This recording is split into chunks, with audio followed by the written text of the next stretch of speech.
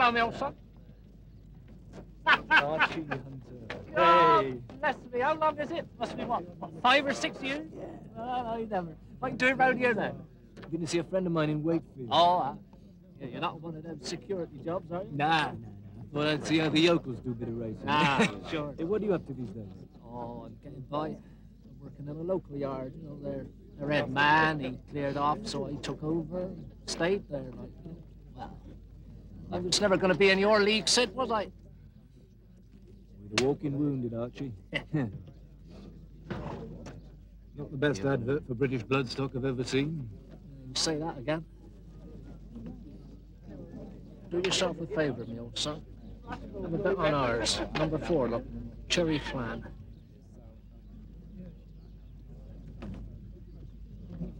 You're having me on, Archie. He's never been in a frame. Never mind about that. He's been laid out for this race, he has. He's going to trot. I wouldn't give you a bum steer, would I? Cherry flan, eh? Well, don't shout it about, son, but I'm not likely to give you a wrong one, am I? No, you're the expert. Look, I got a dash. I got to have a word with the kid before he gets up. See, should we have a drink in the bar after? Yeah, good idea, Archie. Nice to see you, Sid. See you, Arch. Keep an eye on the stars. As soon as those gates open, you get out in front, kick on, make every yard of it. All right? Now, as soon as you're in the straight, don't wave your stick around. Just scrub him out like I told you. All right? Yes, I'll do that. Good luck, son.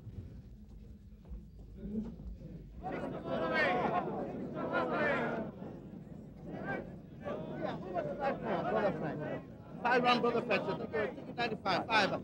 Yeah, 11.08 the fee. Right around bar 1. Hello, there, how are you? I'll have 2010 of cherry flan.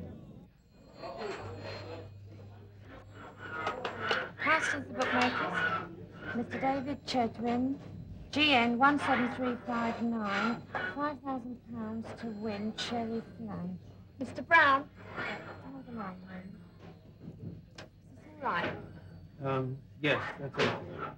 Yes, that's okay. Thank you, Mr. Chedwin. Alfred Onslow, PB 81497, £500 to win cherry flan. Thank you. There's a lot of money come in for cherry flan at Grandmore. Oh, look at that, Mr. Carston. Get onto the blower and tell them to lay it off. Right. What are they? Chetwynd and the usual Chancellor Armlock. Yep. 2,000 cherry flan. Okay, Bill.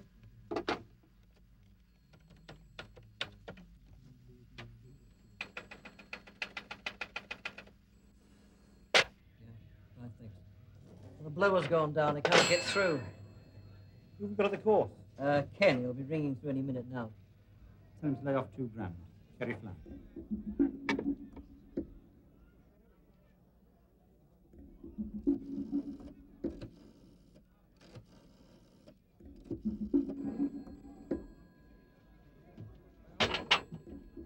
Hello?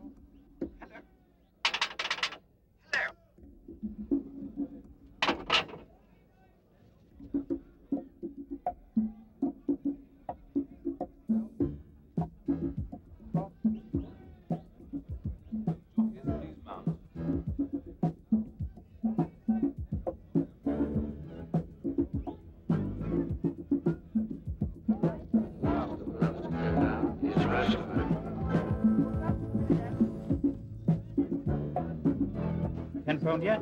What a dicky bird. Right. Phone the course direct. You can get somebody in the bar. Anybody. Right.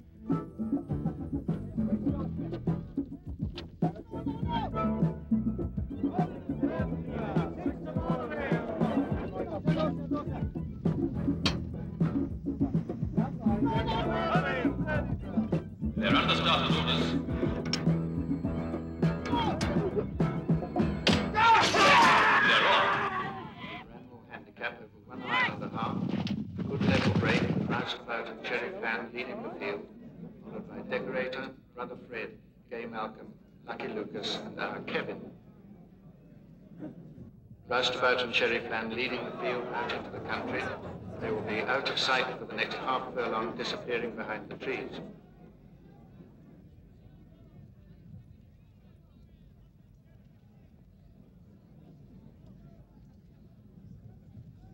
There's they emerge from behind the trees, the first to show is Cherry Flan, who has a clear advantage, has a commanding lead of 5 to 6 lengths. He is followed by Lucky Lucas, roustabout R.i.P, the decorator, and the last two are Brother Fred and Gay Malcolm. Cherry Flan making the best of his way home, but Lucky Lucas reducing the lead to 2 lengths, and Brother Fred beginning a run. Furlong to go, and Cherry Flan hanging on to the lead, Lucky Lucas closing the gap, and Brother Fred challenging strongly for the third place. Roustabout R.i.P Cherry Flan right against the rails, Lucky Lucas challenging strongly on his outside. As they run onto the line, Cherry Flan,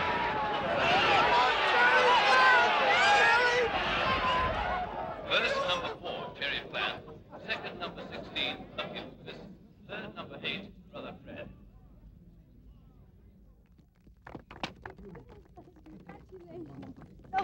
Congratulations.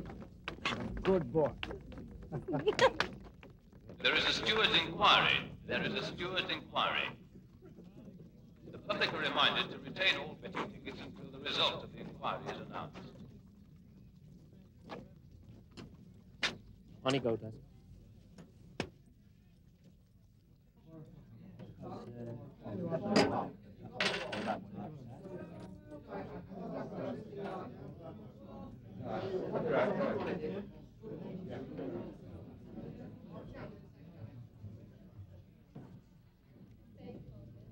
Hello, Archie.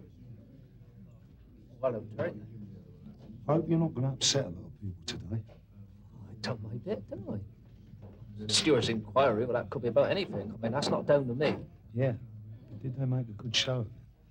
Terry, you couldn't have had a tighter finish than that.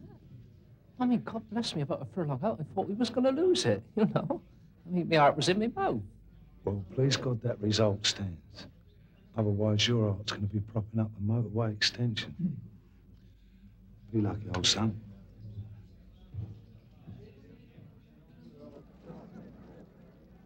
Here is the result of the steward's inquiry. Placings remain unaltered. Placings remain unaltered.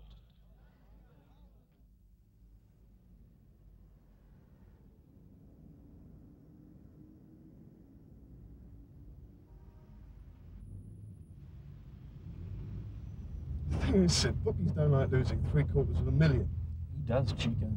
Check on the trainer. Yeah, a fella called Seth Ellis. You know him? No. He's only got about 12 horses. Does a bit of farming, mainly. Hold on.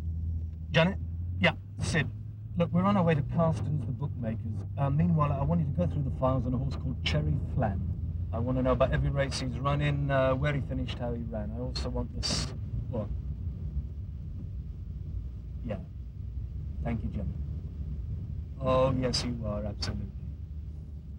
Indispensable. She's done it. If only she was beautiful as well.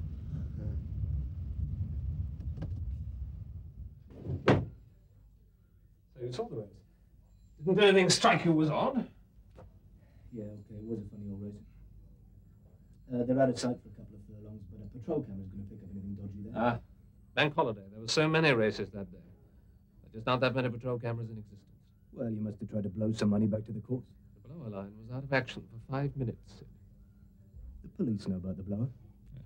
And the post office. Could have been a genuine fault. Even our man at the course had difficulty. In which way?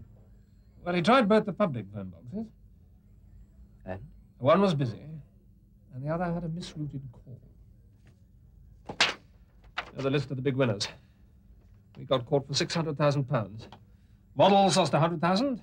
Rabers of Manchester, 50,000. You've got some very respectable names here. Yes. The Honourable David Chetwynd made a bit. The Earl of Sobble's son. That was a tidy bit. Sweating on his old man's legacy. Refused to take his bets and we're the villains of the piece. Let him run up a big account and we're still the villains. Something amusing, huh? We've heard this song before, haven't we, Chico? Yeah, pity the downtrodden bookies, doing the best that he can. Very funny. You think you can help? Yeah, I think so. by the way, how did you manage to pick out that 20-1 shot? Well, let's just say that I met a chap who was very confident. We'll be in touch, Mr. Carson. Well, there's not much wrong with them now. I never thought there would be. Hey, Chico. Do you see what I see? Lady up at the window. Yeah? She's got a good view, hasn't she? So what? Well, she just happens to be the lady who works the switchboard. Handy? Yeah, could be, Chico. Could be.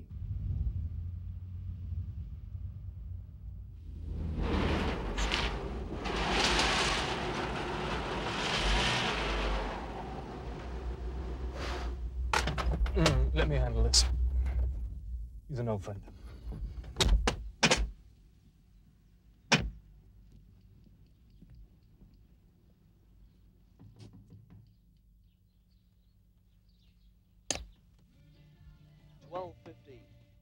It's the afternoon program with Graham. Hello, my old son. What are you doing around here? Can I have a word, Archie? Yeah, all right. You better come in then, haven't you?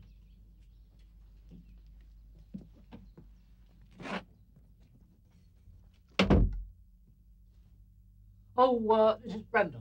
Brenda Tivendale. Brenda, this is Sid Alley. Hello. Pleased to meet you. Well, you better get Sid a drink, Brenda, aren't you? Scotch be all right, Sid? Yeah, why not? Anything in it? No, thank you. Oh, come on, you better sit down and make yourself at home, Sid.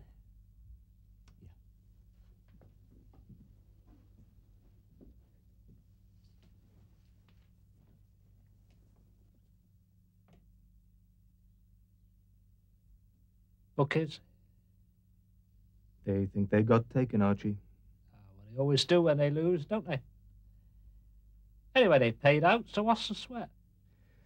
Well, they didn't get a chance to lay off any money on the course. The blower broke down, and then they couldn't get through on the public phones.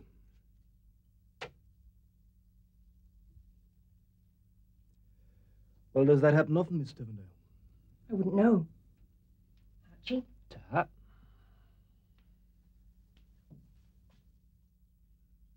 I think I saw you at your office window this morning. Oh. You've got a good view of the phone boxes from there. It's nothing to do with her. No. You and Miss Tivendale seem pretty close. So what? Look, it's like I told you, that horse had been got ready for a touch. All right, son of Buck has lost a few quid. Well, who cares? Come on, Archie. I've been in this game as long as you have.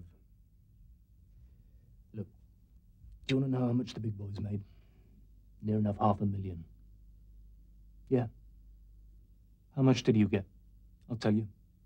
4, 5 grand top whack. Now, how does that compare with the 200 grand that the Honourable David Chetwynd picked up? Pal of yours, is he, Chetwynd? Do you know him well? Go on. How would I know somebody like that? You're not even a good liar, Archie. You were a mug jockey in your head. You're still a mug. And now you're going to get Miss Tivendale here into a lot of trouble. It's nothing to do with Brenda.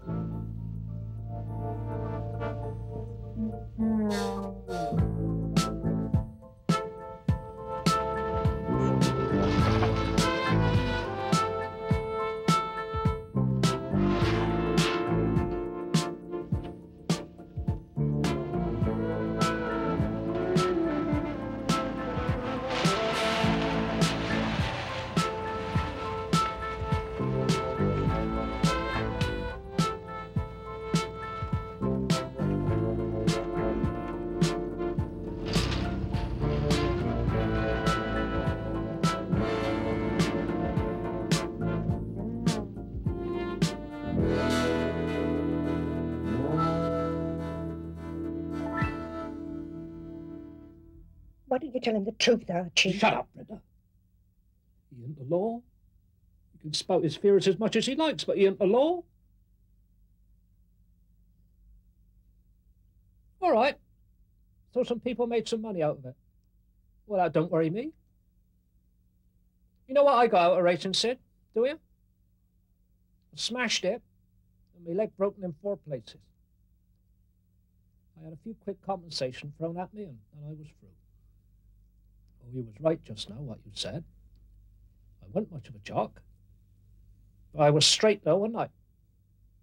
So I don't give a monkeys for no owners or trainers or bookies, especially bookies, because I don't owe any of them anything.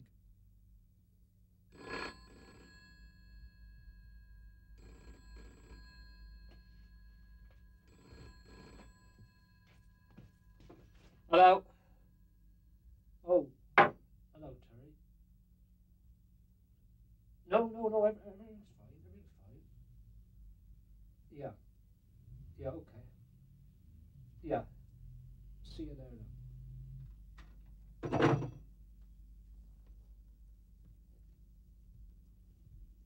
Anything else, Sid? No, not for the moment, Archie. Sorry about all this, Mr. Malone. Thanks for the drink. Right. See you then, Archie. Yeah. See you then.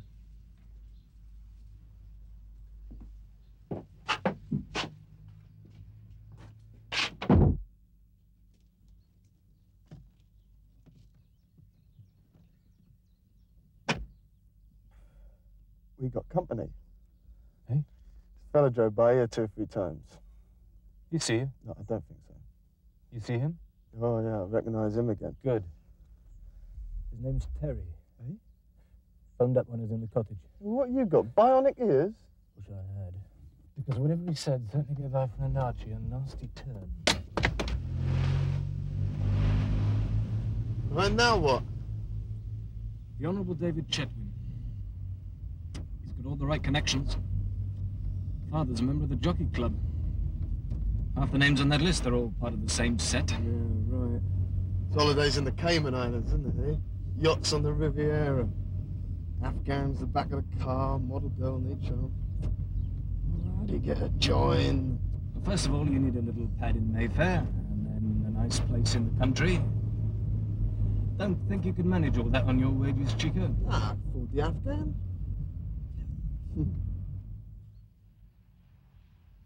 Well, it's got to be better than 2 rooms, kitchen and bath in Notting Hill, isn't it? Yeah, how would you like that, though, Chico? Just sitting down for a nice cup of tea, you get a coachload of tourists wandering through your living room.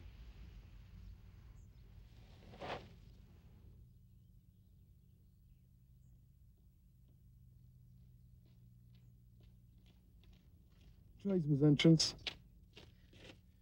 The young honourable's enjoying an afternoon's sport. Off your arse.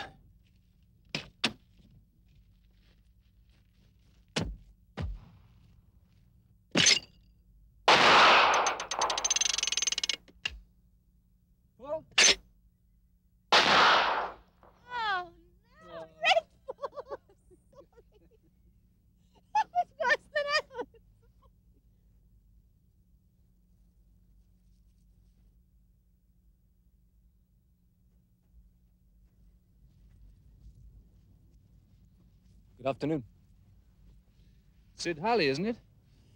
Come to see around the estate, Halley? No, I just wondered if you had any good tips for Newbury this afternoon, Mr. Chetwynd. Really? Are you a bookie's runner these days? Yes, sort of. What do you do for a living? Carstons have been so generous recently, I thought I might retire. Yeah, I've just been talking to Archie about that. Do you know Archie? Archie Hunter? He seemed a bit surprised when he found out how much he'd won. I mean, considering his share. Look, Halley, the stewards inquired into the race. The bookies paid out. Carstons never complain when I lose. You seem very tolerant about your debts.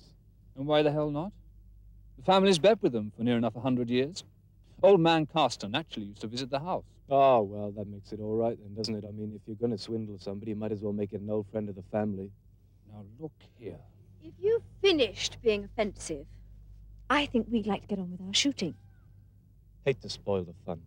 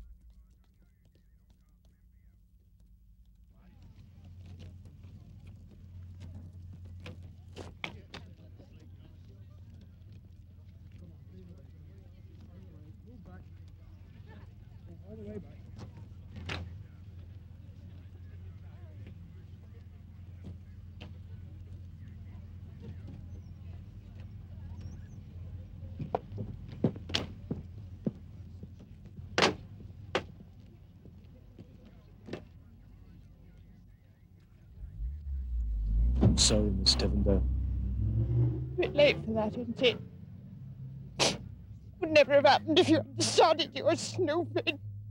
Then perhaps you should give me the information I need. I wouldn't give you time of day, Mr. Halley.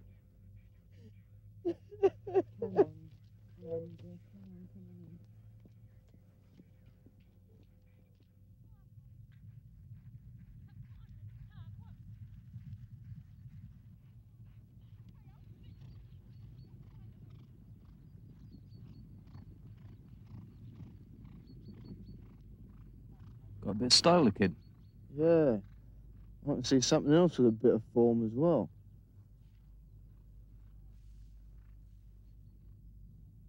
Hello. Looks like Chetwynd's friend Annie Oakley. You can pull my trigger anytime. You're a randy little git, aren't you? Oh, I think it's just that I'm a bit younger than you, that's all. Hey.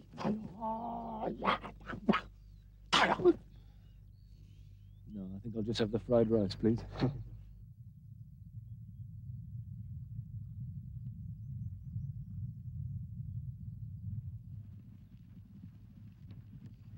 Steward's inquiry found that the horse won on its merits, Mr. Halley.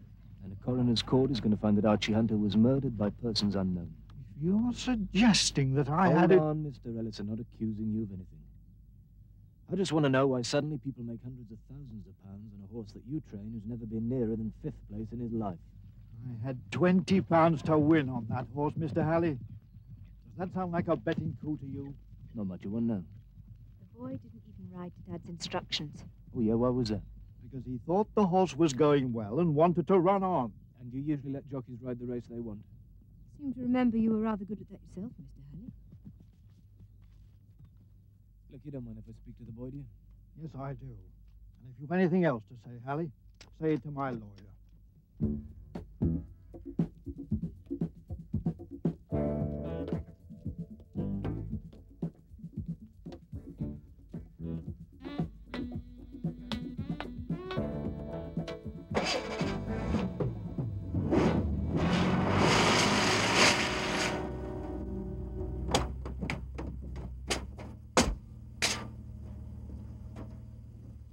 Des, you want a lift?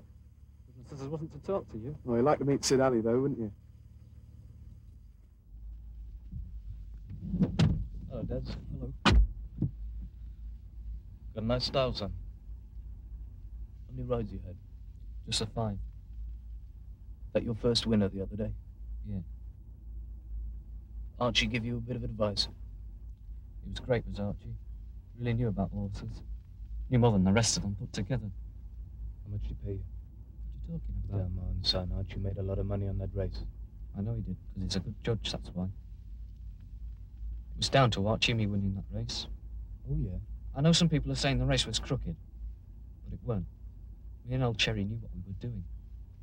And I'll tell you one thing, Mr. Alley, we'll do it again. Because that's the way to ride him, and Archie knew it. Archie didn't even give you a little present. Matter of fact, he did. Give me £100. There's nothing wrong with that, is there? No, not much. I know it's not the kind of money you earn, Mr. Alley. But up here, well, you're lucky to get a ride, really. Yeah. I'll tell you one thing, Mr. Alley. He was a good man, old Archie.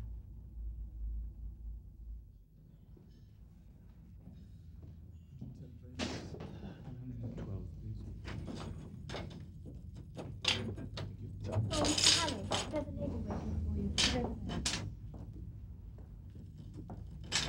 Look, give Chetwynd a ring, will you? Tell him I want to speak to him.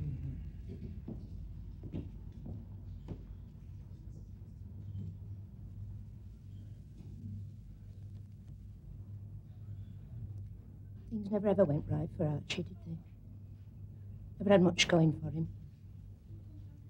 Then neither did I till I met him.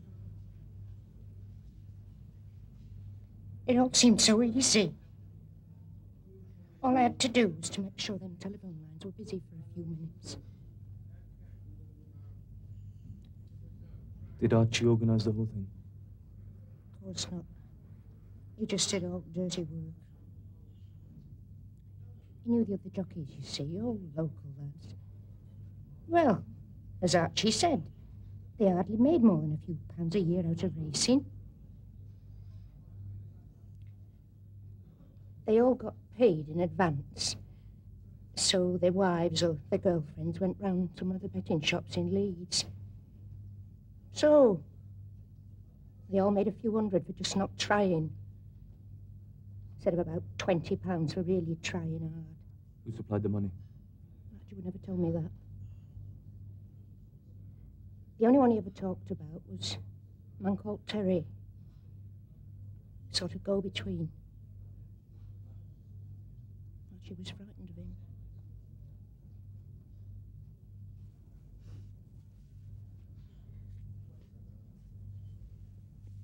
You'll find the ones that killed Archie, won't you? I'll find them.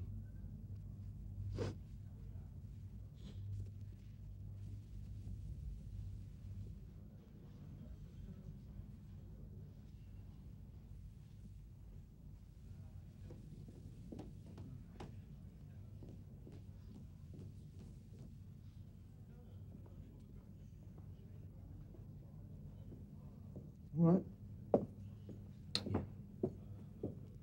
You get Chetwin? No, he's not at the stately home. He's gone down to London.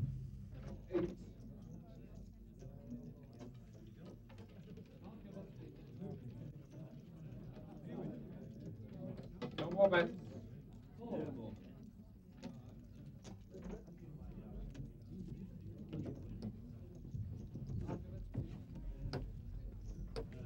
want to talk to you. Where are you going, David? Why didn't you tell me about Archie? I understand you had a bit too much to drink. Couldn't find a zebra. Make mine a 9 Martin. Listen, I want to talk about this. I'm collecting my winnings.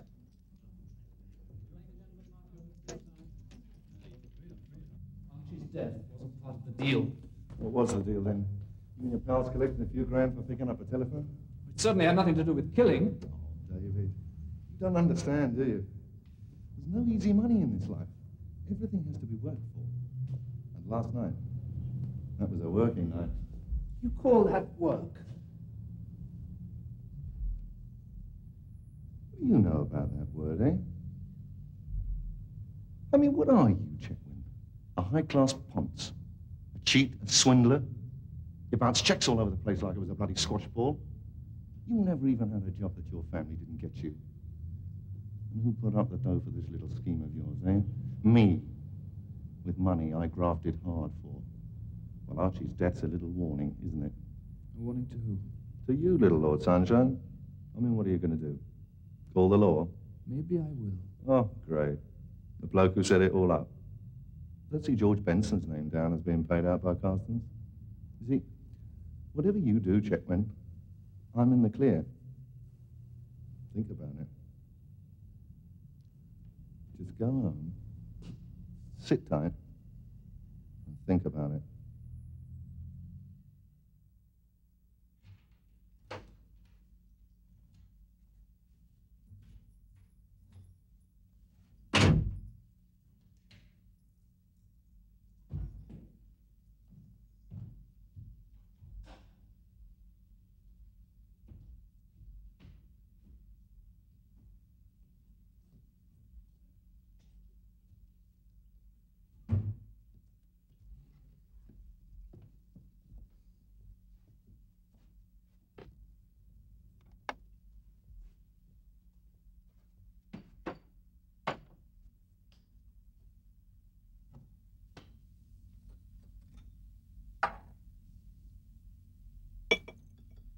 Do us a nice Bacardi and Coke while you're there, Sid.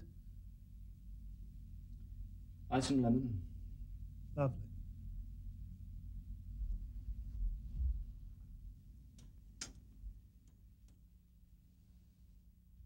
Well, you must be Terry. You know quite a lot, don't you? Yeah, well, you're a bit careless, Terry. You should never have phoned up while I was in the cottage. Wasn't that silly?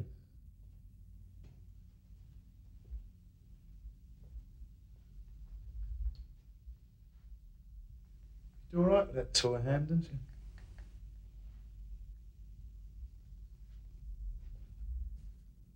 How'd you get in here? My credit card. I thought driving was more in your line. Yeah, I'm quite good at that. Very versatile. Oh, just an ordinary 100% all-round thug, eh? Sydney, you're getting very cheeky. In fact, you've been upsetting a lot of people. Aggravation and grief, that's what you're causing. And you with a clockwork mitt and all. What are you trying to say, Terry? How'd you like a matching pair of them hands? Stop me biting me nails, wouldn't it? You do take chances, don't you? Mind you, they reckon that about you when you were riding and all. Well, Sid, we're not riding round Cheltenham now. And there's enough dough involved in this for people to do very nasty things. So as far as you're concerned, case closed. Right, Sid? No way. Sid, I'm trying to be nice. You cheats, robbers and murderers. They don't close that kind of case. Hey!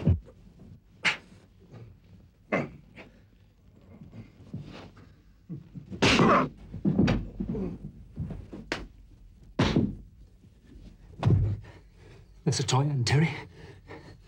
And you know the nice part? I didn't feel a thing. Who sent you? Don't ask silly things like that, Sid. Who sent you? I'll crush your face. Who sent you? I want a name, Terry. All right. All right.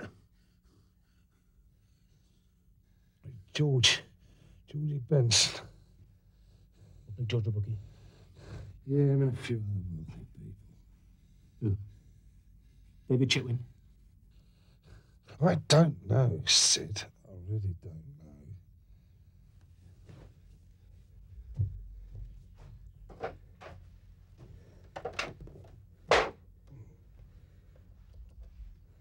know. I'm gonna need plastic surgery on this little lot. Oh, don't worry, son. They work wonders these days. Put George in it. I'm a walking dead man now. Of course you're not, Terry. Not where you're going. Young fella like you got your whole life ahead of you. Hey, all that spare time, you might even pick up a couple of O-levels. Inspector Jarvis, please.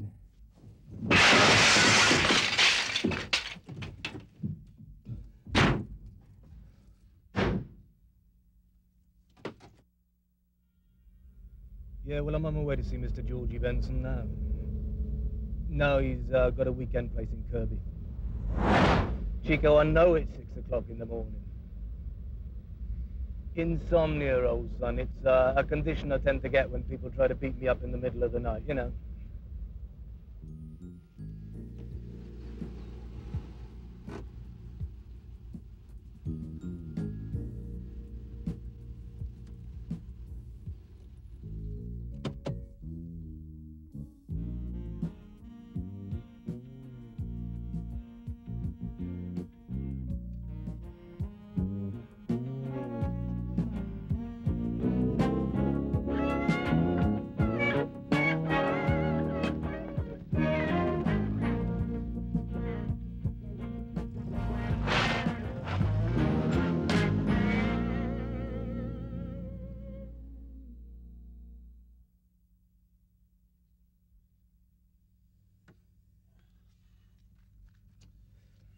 Yeah, it could be a perfectly innocent explanation.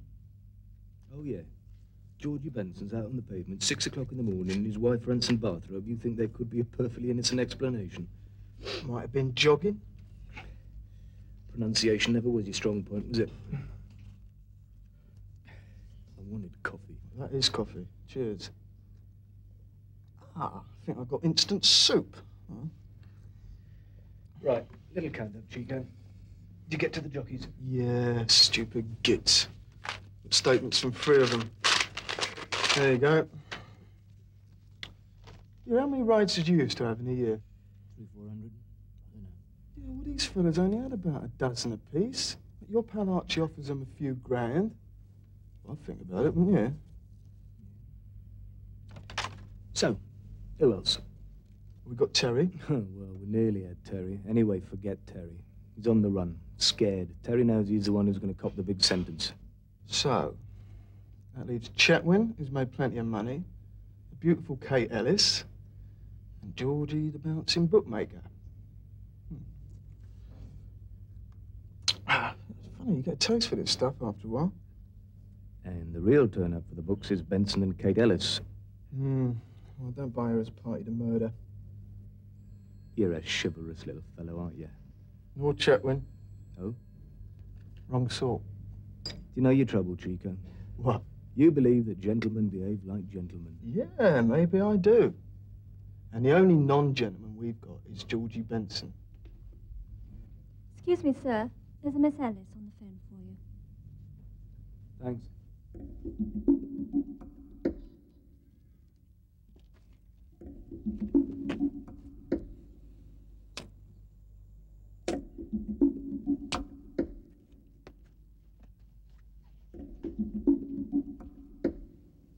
You saw me this morning, didn't you?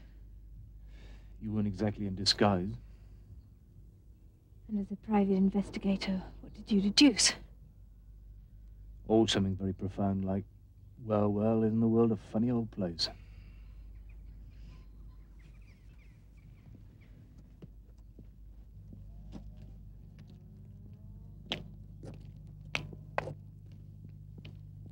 It's a rather old-fashioned word these days, but I suppose I'm what you might describe as George Benson's mistress. You shocked, Mr. Halley? No. Surprised? Yeah, a bit. It wasn't just by chance, you know. It was my own choice. I did it for someone I love. For David. Yeah, well, I've always been about 100 yards behind women on the logic stake, so do you think you could explain that a bit more?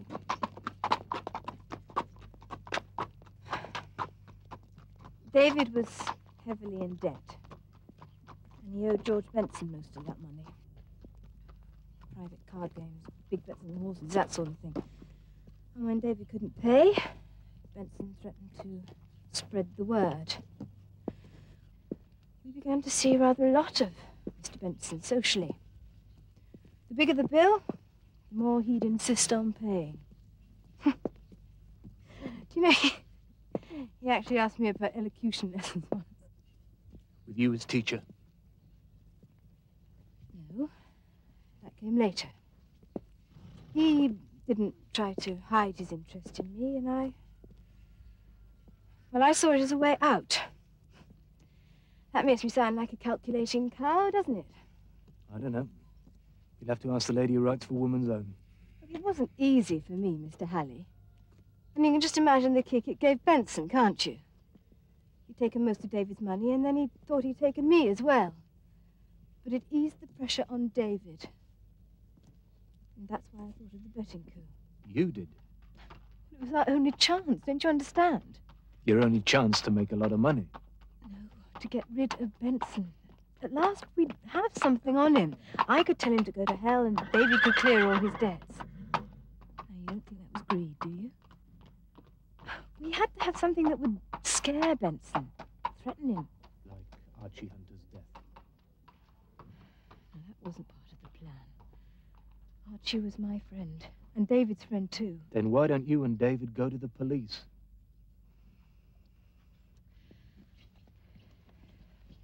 Because something else went wrong this morning. What? David found out about me seeing Benson. You told him everything.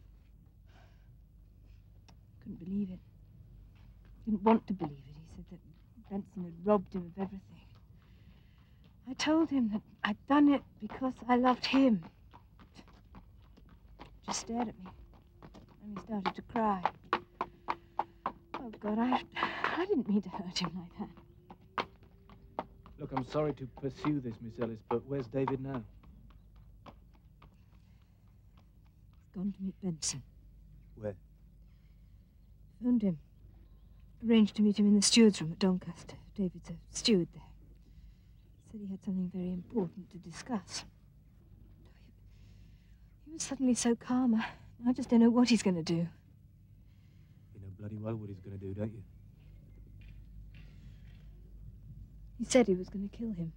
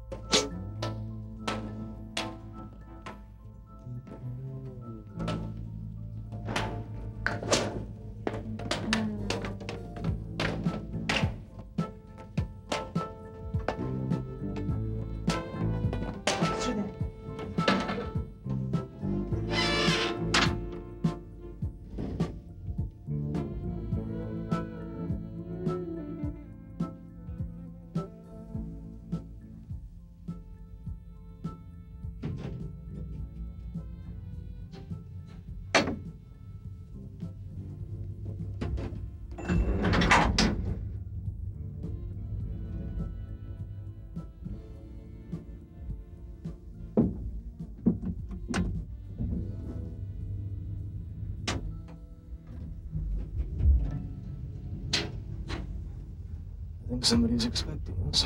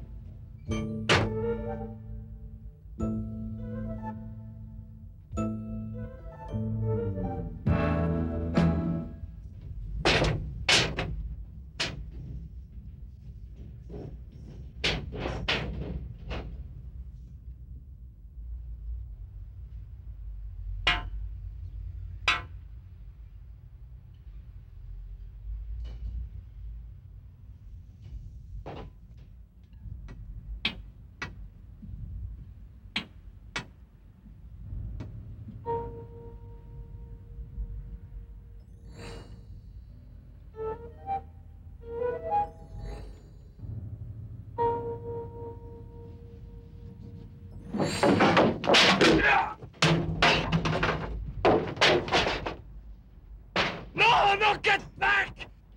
Get away from here! You backed another loser, Hallie. Right, Kate?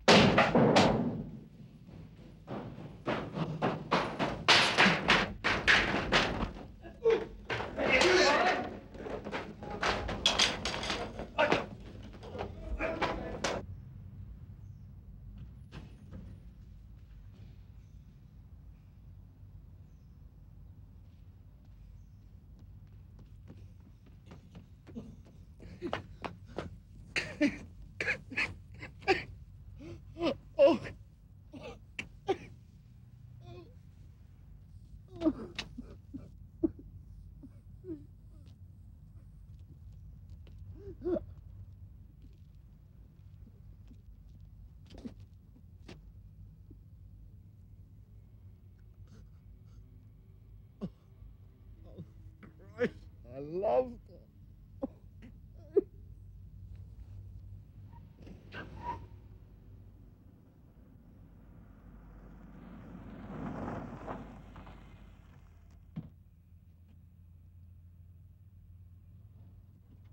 It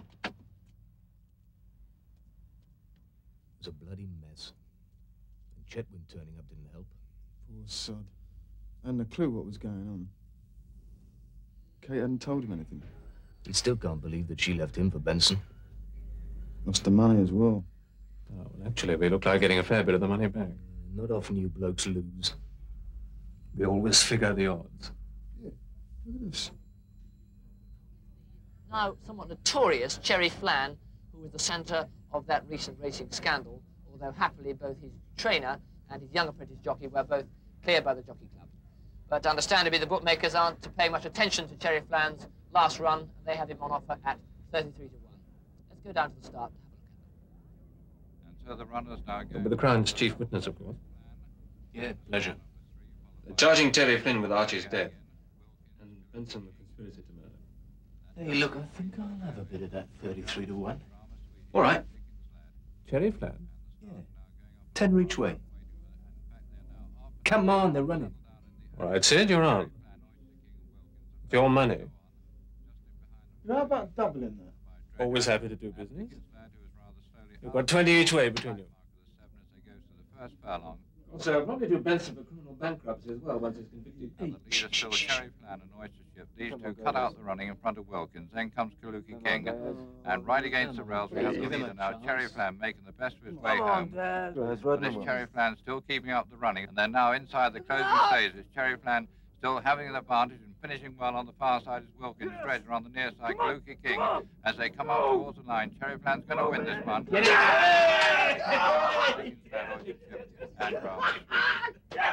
Oh, what about that kid then, eh? Oh, no, you said he had a bit of style, didn't you, Sid, eh? 33 to 1! Oh, now that was beautiful. Oh, I'm sorry, Mr. Carston.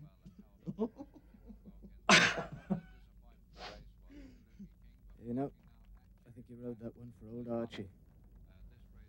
Oh, about our winnings, Mr. Carson. Stick them on the bill, shall we?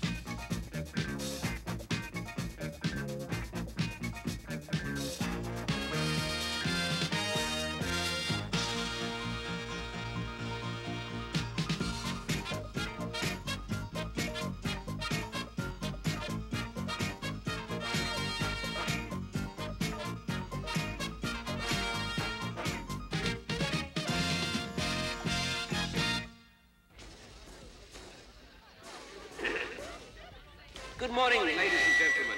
How very nice it is. It's too loud. Turn it. Just a minute.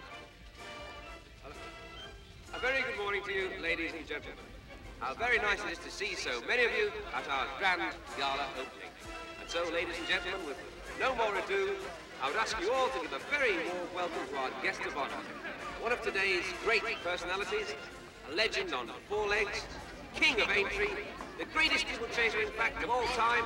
Yes, put your hands together, ladies and gentlemen, for Leapy Lad.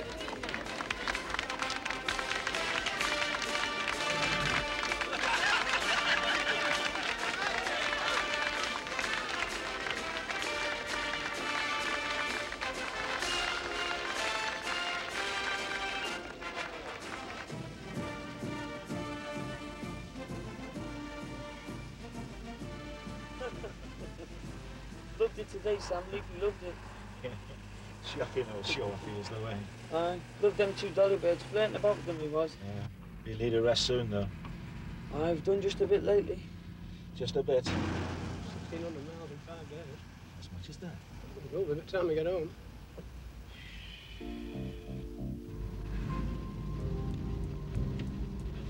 Hang on, what's going on here?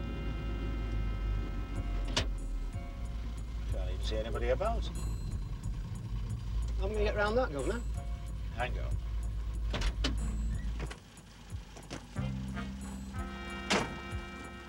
Is the funny do good? Aye.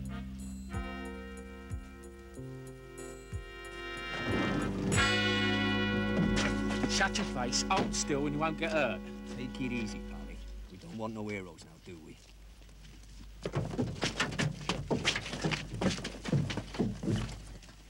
This is senseless. Just keep walking. What do you want? What's all this for? We want your horse. You bastards hurt Lippy and I'll kill you. You got a lot of track for a dwarf. Go on, pick him up. He bloody hurts. I'm sorry. I'm sorry about that. Sorry. Yeah, go on over there.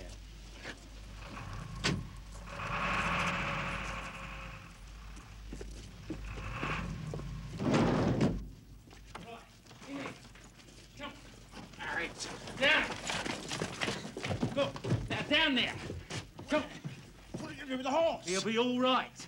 But when you get out here, you tell your governor, if he calls in the law, that horse is going to end up dog meat.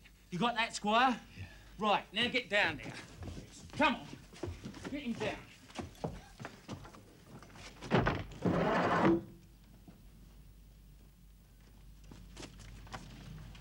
Help! Help us! Help! Give it. We're too far away from the road.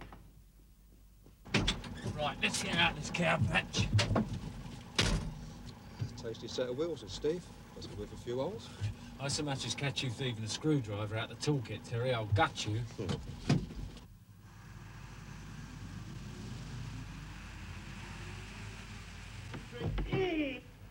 Come on, we've nearly done it. Come on, here it goes. Geoffrey Lancaster didn't know he was a mate of yours. Couldn't this have waited? Oh, you're just nesting down? What? I mean, what's the panic? I don't know. Wouldn't say on the phone. You sounded suicidal. God, you look terrible. Me mouth feels like I've been French kissing a camel. What are you drinking? Chin chon. Eh? Chin chon. Oh, yeah. Sounds like Chinese flu. It's Spanish. The bird I'm with brought it back from her holidays. Oh, yeah. And this. Nice, isn't it? Oh, yeah, lovely. Put it away. Let's hope that's all she brought back.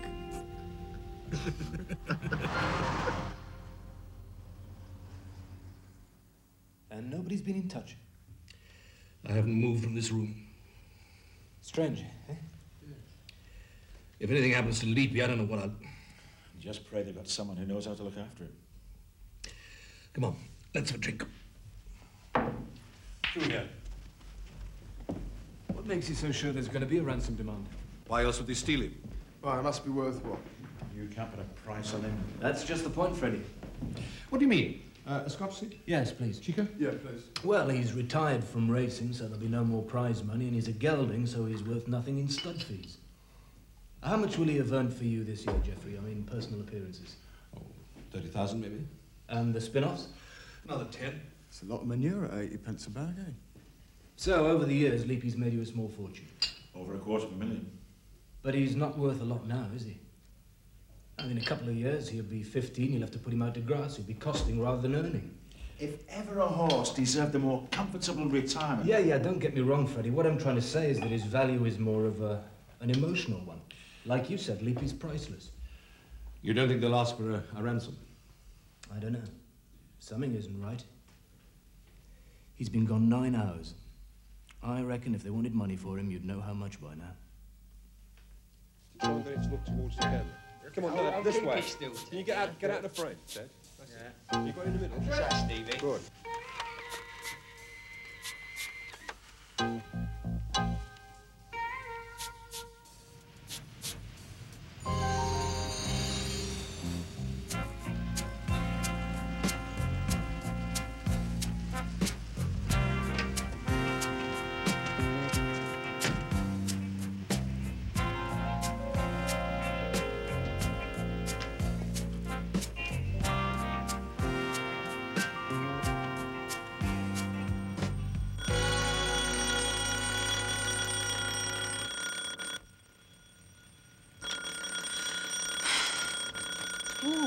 All right.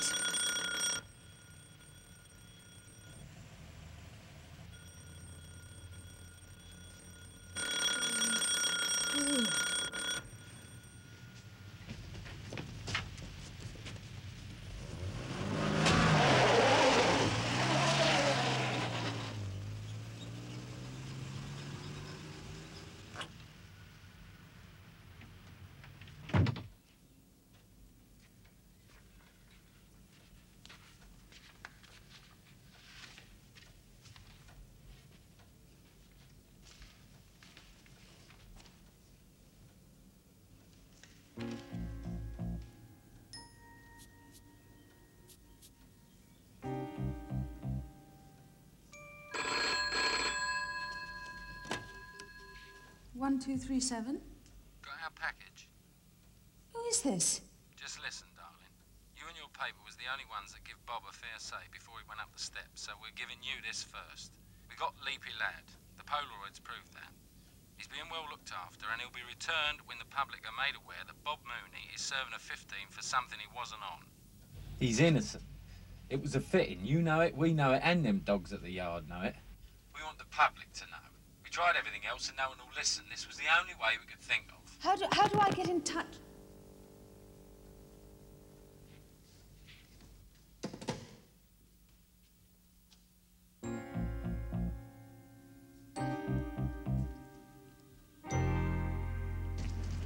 Come on, Bill.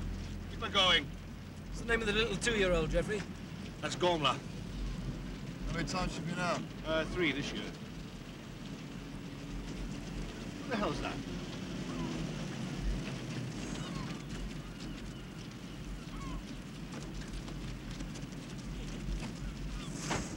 Mind riding that in a 330. Watch what you say. She's a reporter. Makes a good living raking up dirt. Does she? Good morning. Morning. My name is Carol Tomes. Yeah, we've met. So we have. You're up early, Miss Tomes? Could I have a word with you? What about? Leapy Lad. I know he's missing. These were delivered to my home this morning. It is Leapy Lad, isn't it? I've driven a long way for a statement. What sort of statement did you have in mind? You said these were delivered? I was half asleep. They just left the envelope. Why the hell haven't they contacted me? They don't need you. They need me and my paper. I think we'd better go up to the house.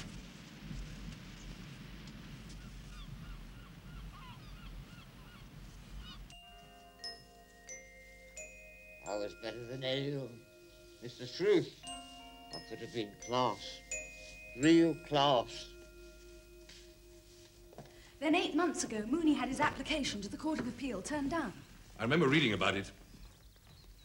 What's your opinion? About what? Mooney. Guilty or not guilty? When they came to you, I think they must have found you sympathetic. I think they should have allowed him to appeal. He's got a lot of friends, you know. We're in close family. Any of them could be responsible for this. It's cheeky, though, isn't it, eh? One of my men had 15 stitches in his head. That isn't cheeky, that's vicious. You didn't hear that. Are you asking me or telling me? Telling you. Please don't print that. Why not? It happened. Because it will complicate the situation. You haven't called in the police. They threatened to hurt Leapy if I did. Try to understand my position. I thought the horse was stolen for money. I didn't want to do anything, risk anything until I'd been contacted. You were expecting a ransom demand. Is that why you're here, Mr. Halley? I'm an old friend. You also run a security service. The friendship came first. It's not too difficult to work out. If you had received a ransom demand, Mr. Halley here was to be the bagman. Keep the police out of it, pay up, get the horse back. Who's to know? All very gentlemanly. Can I quote you? What are you going to do now? Well, I don't have much choice, do I? It's going to be all over your front page, isn't it? I don't suppose you know who's responsible. The police asked me that. Oh. You've reported it? My editor, he's obliged to. Excuse me. What is it, Freddie? It's the police. I think that's my cue to leave. Miss Tomes, if they contact you again, will you get in touch with me? I thought you were just a friend. I can always be reached. Day or night. Jeffrey, I'll call you. I want Leapy back. Back and well, soon. I don't care what you do. Yeah, I'll do what I can. Thanks. Don't want to bang heads with the law. Let's go out through the garden. Be nice. Smile. Dodgy one, eh? Yep. Where do we start? No, you're the governor. Oh, we're in your manor now. What about Mooney's missus? Don't you ever think about anything but ladies? Coming up to beaches for the second time. And it's Teddy White on Leapy Lad. And he's 30, 40, 50 lengths up on Redrum. And he's flying. I swear that horse has got wings. Up, up, up. Whoa, whoa. What's your game? Get off him!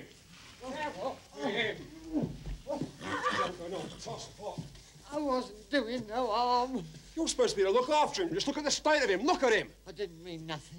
I'm sorry, Terry. Yeah, you will be when Steve finds out. Don't tell him, Terry. Please don't tell him. He'll murder me. Bloody right he will. Get out of here.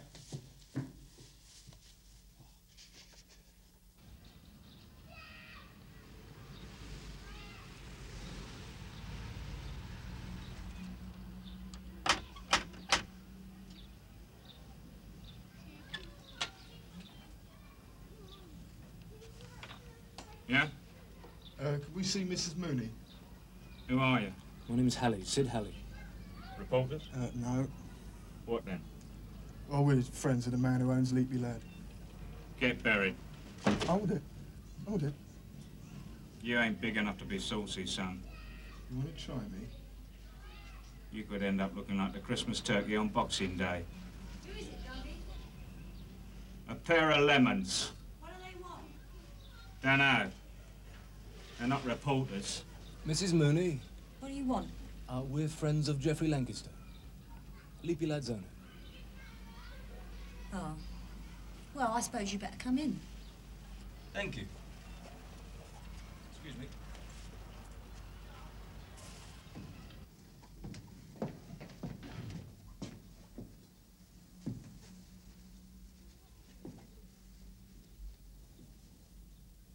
It wasn't none of my doing, or Bob's. Yeah, but you must know something.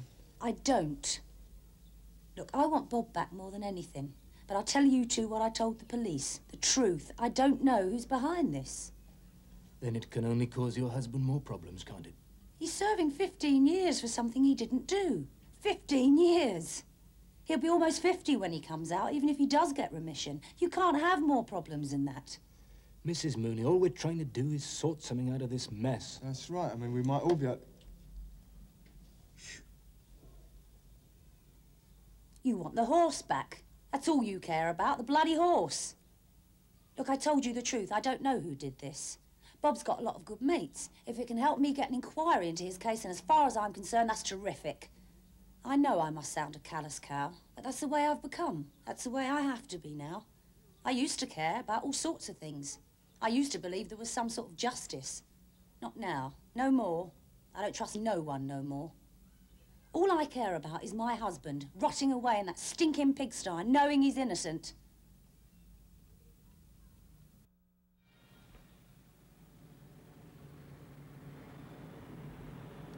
I felt sorry for her. Did you believe her? About not knowing. Yeah. You didn't. I'd like to speak to her again. Oh, do leave off. That gorilla finds us within half a mile of that place. He's going to give us the treatment. Oh, I thought you were ready to take him on. I was just fronting him out. Now he tells me. Yeah, I've been thinking. Oh, is it Thursday? Something Freddie Hearn said. What about them having somebody who knows about horses? Yeah, how do you know what I'm going to say all the time? Because I'm psychic. Look, if we find out who, we might... We might find out where. Exactly. Yeah. Well, it'd be a start, wouldn't it?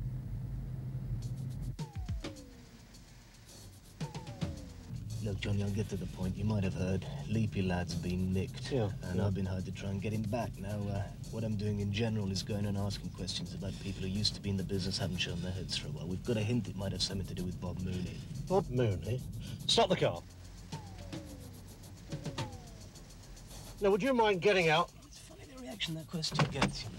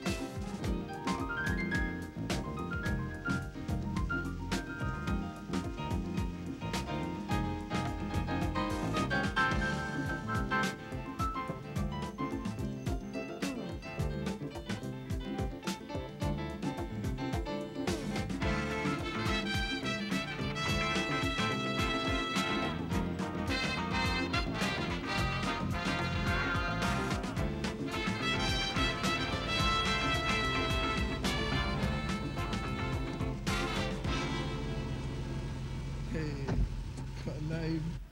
Sheila, was it? Yeah, no, come on, Teddy White. Remember him? Yeah, he was good. When he was sober. And he's connected with Bob Mooney? Friend of his dad's. Yeah, he's good gaff in Fulham. They grew up together, same street, same schools. Same probation officer.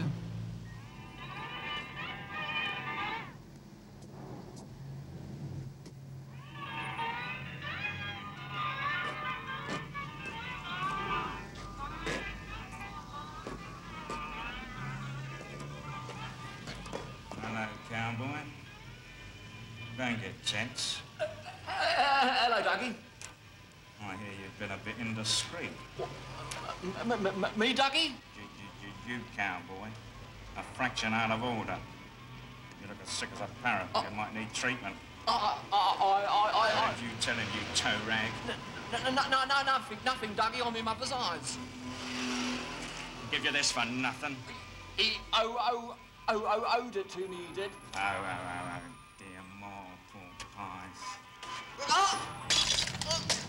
You've got about 10 seconds to tell me the truth, cowboy. You're gonna need a plumber to help you drink a cup of tea.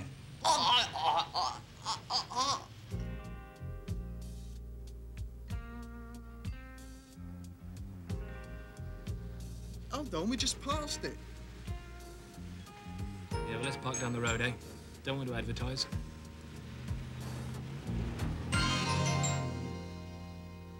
If you're coppers, I want to see your identification. We're not honest, love. Don't you love me? Who are you, then? Like I said, we're old friends of Teddy White. Little weasel. Yeah, we used to ride out together, you see. Couldn't ride a bus now. I haven't seen him sober in months. When will he be back, do you know? Never would be nice. Sometime today, yeah? Look, I'm not his keeper. I haven't seen him in days. Can you remember exactly when you last saw him? Might as well be coppers with all these questions. We would be very grateful if you could remember. Tuesday morning. Rent day. Owed me 3 weeks, he did. I told him I wanted Wait a that minute, money. you haven't seen him since Tuesday? But I'd know if I had. Here, what you doing? Who's going to clean up this mess after you two pillocks? Well, as you're such close friends of Mr. White's.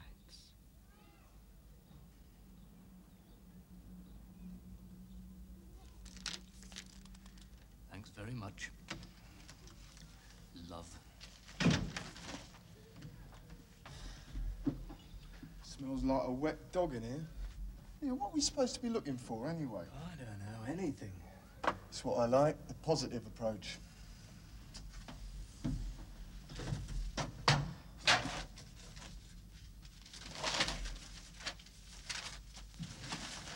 Oi. Please, they're all of Leapy Lad.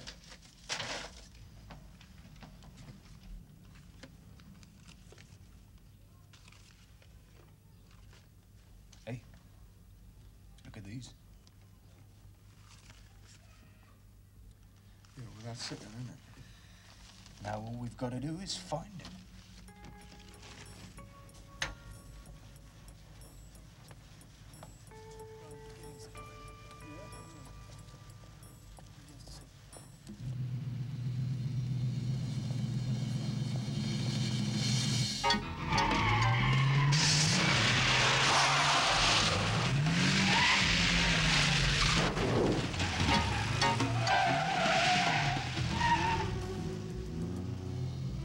Chico!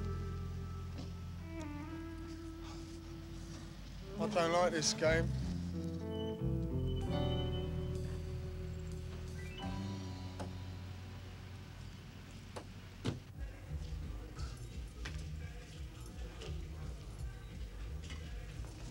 Hi, Dougie. Hello, Doreen. You're looking more gorgeous than ever.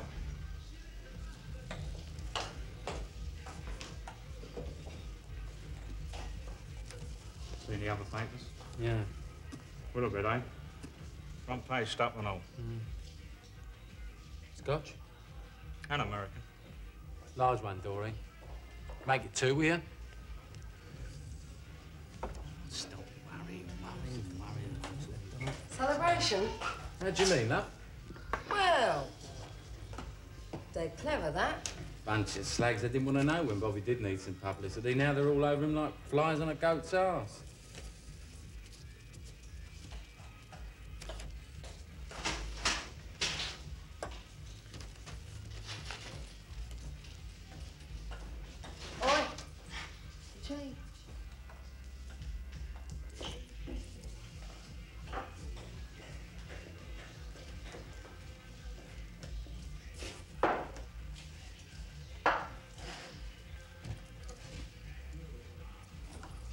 nose like a bleeding laser.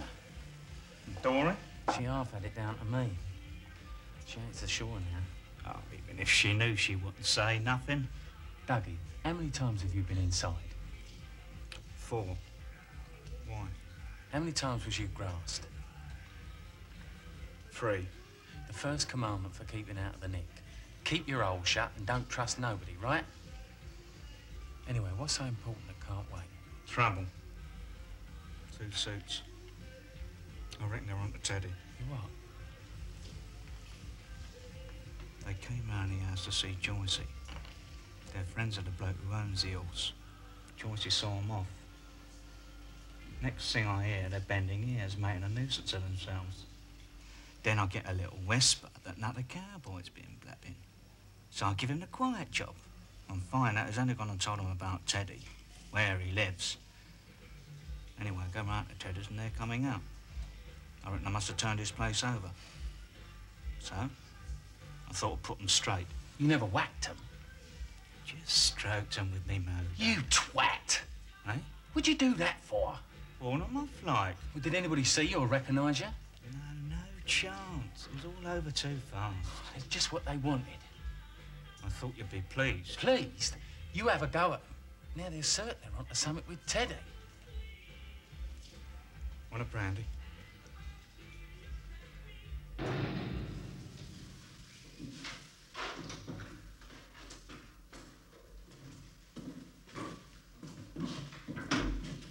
Sit down. Sit, Harry. Oh, it's not encouraged, is it, Boris? Oh, yeah, sorry. I mean, there's no knowing what you can float to somebody in a handshake. Or a goodbye kiss, mouth to mouth. Yeah, well, I did bring you a packet of cigarettes, but I don't suppose that's... No, sir. But I haven't seen them, sir.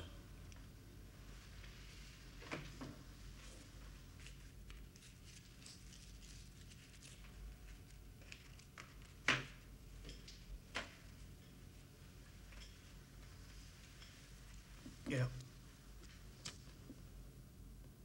Tom. I never thought I'd meet Sid Alley in the nick. I used to follow you, big fan. Used to back everything you was up on. Thanks. Nothing like a day out punting, eh, magic? Look, we both know what I'm here for, eh? Yeah, you're a big mate of Geoffrey Lancaster's, aren't you? Owns Leapy Lad. He's worried sick. Well, he needn't be. They've only borrowed him. He'll be well looked after. What, by Teddy White?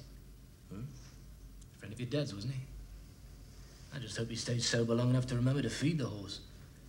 Yeah, I think this visit's ended. Yeah, all right. I'm sorry. I'm not here to interrogate you. No, what are you here for? Just to try and sort something out. Now, come on, please. Look, I don't think you can offer me anything, Mr. Alley. I mean, it's all happening, right? It's all over the newspapers, television, people are picking it up. Even my MP, right? My MP, my wife's been writing regularly, decided to get up off his fat ass and ask some really awkward questions. Like, how's it possible to convict a man purely on police identification evidence and disputed statements, especially when the 5 men with him were charged and they were discharged after 2 hung juries? Yeah, all right, so it's all happening. Give us the horse back. Now, look, you know the public, Mr. Alley. Fickle, very fickle, eh? Like the media, today's news is tomorrow's chip wrapper. As long as they got the horse, I'm news. It'll turn sour on you. How's that? Well, I reckon if that horse doesn't get back soon and safely, you're going to lose all the sympathy you've got. Yeah? Well, I'll just have to take my chance on it, won't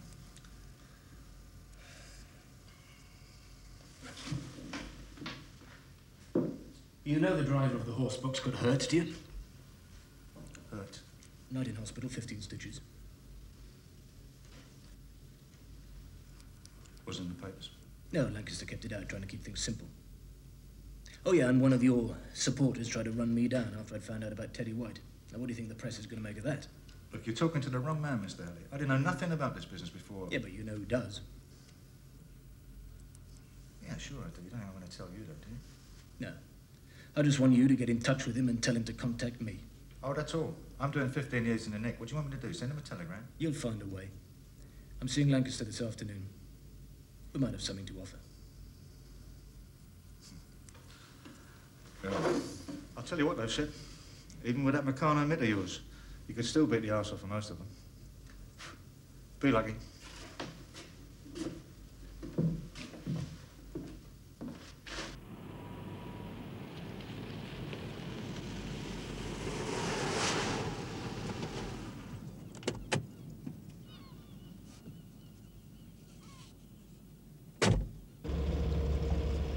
Hey. That's Sid's car, isn't it? It looks like it. it. Sid.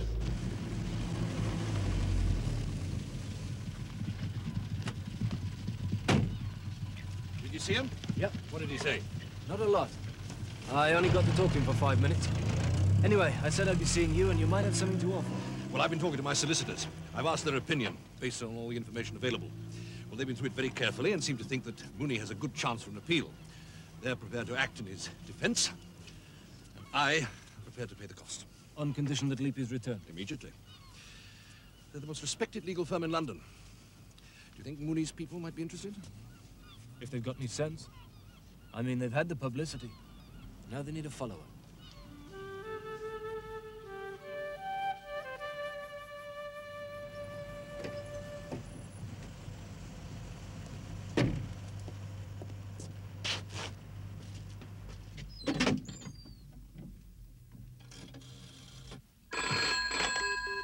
Hello. Sid Alley, Speaking. you wanted a word? Yeah. Yeah, I've got an offer to make you from Geoffrey Lancaster. What sort of an offer? No, I want to see the horse first.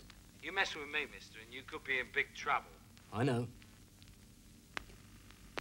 Okay, get a train. A train? Go to Evebury. Parked outside the station will be a yellow van. The back doors will be unlocked. Get in the back of the van and close the doors. Right. Now, you don't bring no one and you don't tell no one neither, right? I understand.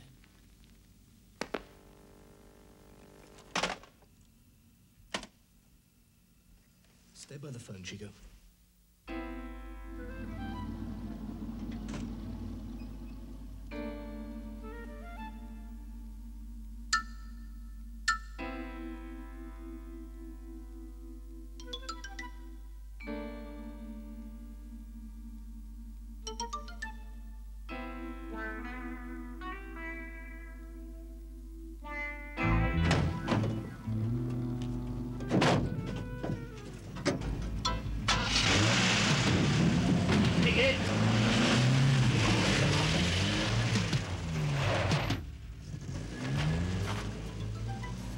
Listen, he ain't the old Bill, is he? I don't know, mate. I don't know.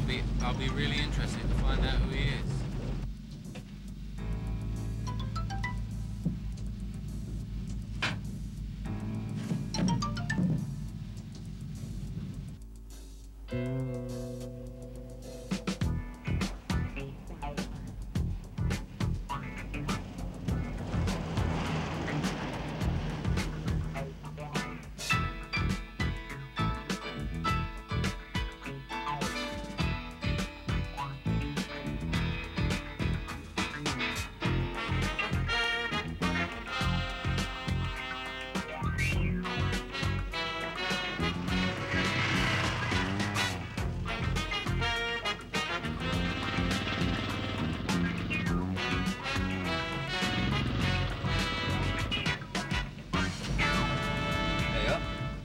I think we got company. What? I thought we'd have a bit more bleeding sense than to try that.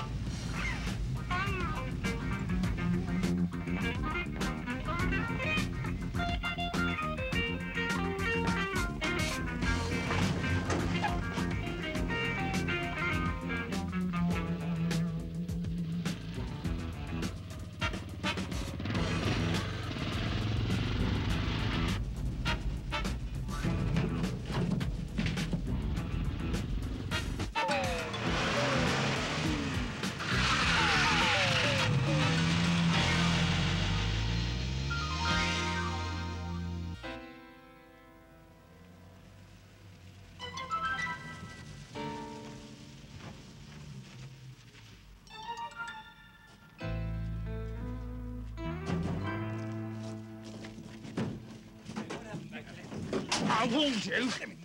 I told you to play it straight. I've done exactly what you told me to. You lying stunt. Look. Chico. That bike, he was tailing us. Come on, it can't have been. Well, he was. He was. Right. Where is he? Lock him in the shed, Reg.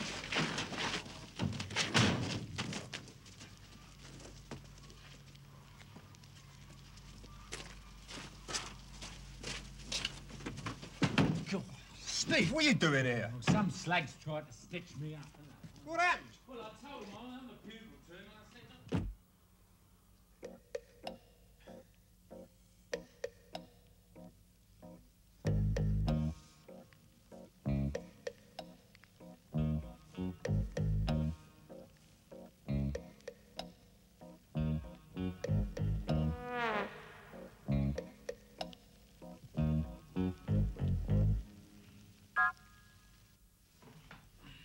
So what are you going to do with him, Steve?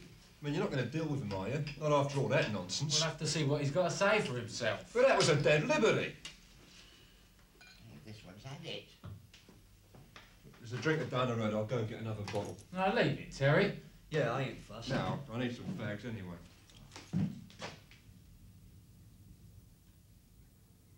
Hello, Danny? Speak.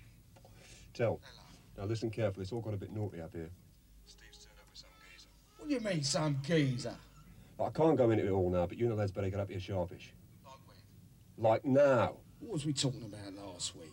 I know what we arranged. We wait till tomorrow. The bloody horse might not be here.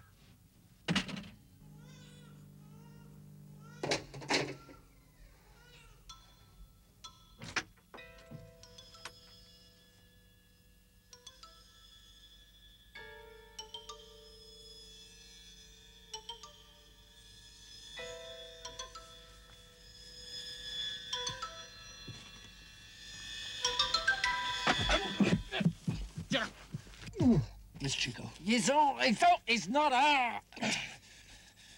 Where is he? We dumped him off in the middle of nowhere without his shoes and socks. Now, you listen to me. I didn't know I was being followed. I didn't even know he can ride a motorbike. I specifically told him to keep out of it.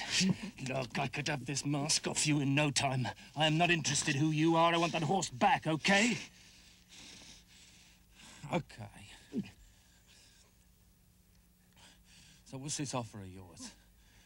Geoffrey Lancaster's lawyers have been through all the papers on Mooney. They think they can force an appeal.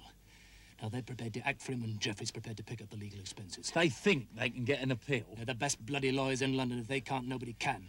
And what's the condition, then? That I get in that van and drive that horse out of here. Oh, yeah, and Lancaster with his horse back in the stable says, bollocks, let the bastard rot, eh? He's given his word. Oh, really? Yeah, I don't suppose that means much to you. Not a lot. Then you're not as bright as I thought you might be. Look, you're asking me to trust someone I don't know. That's right. I don't even trust the people I do know. Then I feel sorry for you. I'll think about it.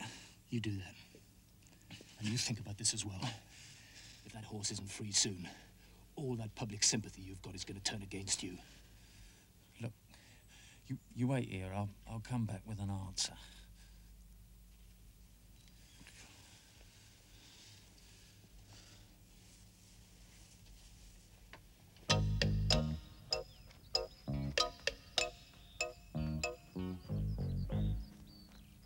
Look, Steve, he's having you over. No, I don't think he's that stupid. He knows we can get to him any time. Look, he's right about losing what we've got if it goes on too long. He's a math, that's all. The minute they get the horse back, they'll give us the finger. Can't stay here much longer. I've only got feed for 2 days So left. we'll get some more. Well, someone's bound to suss us out here sooner or later. You know what nosy bastards these carrot crunchers are. Look, I think he's on the level. And I think you're going soft, Steve. And you're running off at the mouth a bit, Terry. I just don't want it to be for nothing, that's all. We will still get pulled, you know. We've all got previous except Teddy. We can get 3 years apiece for this little piece of melodrama.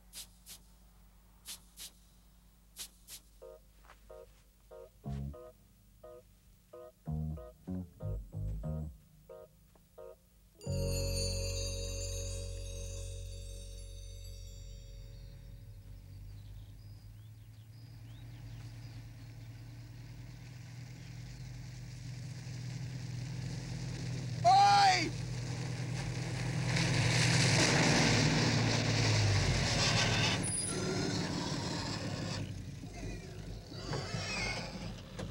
Can you give us a lift? Where to? Anywhere. Oh, I'm not going far. Don't matter.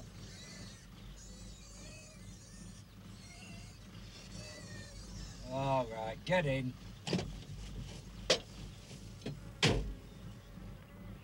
What are you doing out here? Got lost. Lost? Yeah, that's right. Where are we? 15 miles from Maidstone. You usually walk about like that? No, not usually. Where's your boots and socks? Long story. You from London? Yeah, that's right. Well, that explains it. You lot are all bloody crackers.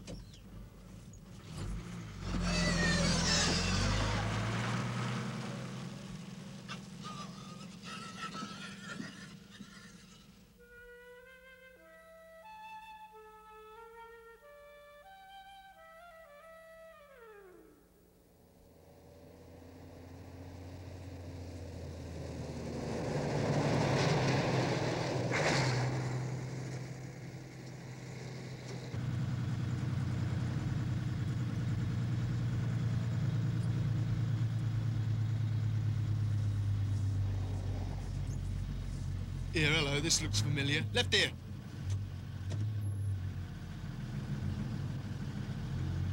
Keep going down here. Come on, where are you? Yeah, right. Right. Yeah, right. Can you stop here? Hang on a minute, will you?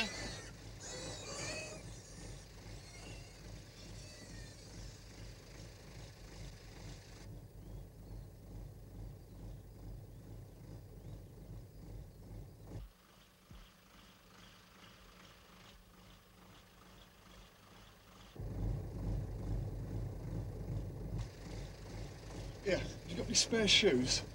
Only me sky boots. Could I buy them off you, yeah? Come on, look, £2, that's all I got. That wouldn't buy me more than a couple of pints. Come on, give us your address, I'll send you what you want. No fear. I promise, I'll send you a cheque. You have no bank account. What? That watch of yours. Well, this cost me a bundle.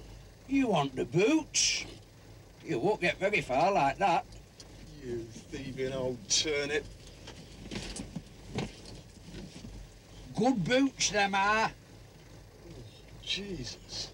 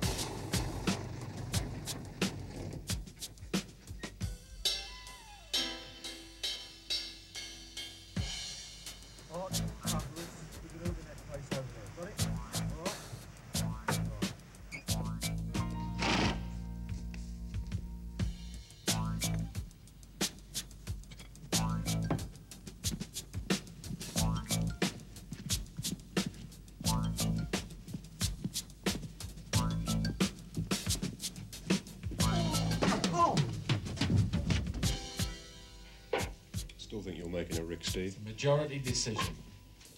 Can't say I didn't warn you. I'll go and help Teddy with the horse.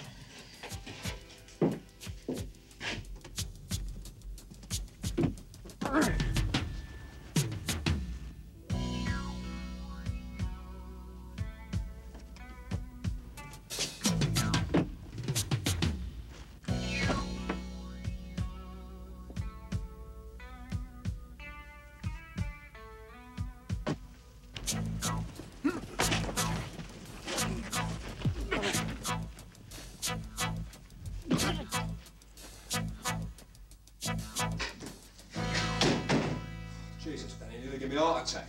You're only just in time. Now, calm down. We've sorted the other geezers out. Is everything arranged? Of course. We tuck the horse away, then I'll phone Lancaster. Yeah, we'll keep it short and sweet, because the old Bill probably have a tap on his phone. It's the easiest 50 grand we'll ever pull, pal. Yeah. Now, you're sure he'll pay up? He'll pay. Anything to get that animal back. Right. See you later. Oi, better give me a little whack. You must be joking. Look, I've got to look cushy. If I'm the only one not marked, they're going to start asking awkward questions. All right. Where do you want it? Anywhere, just mind the railings.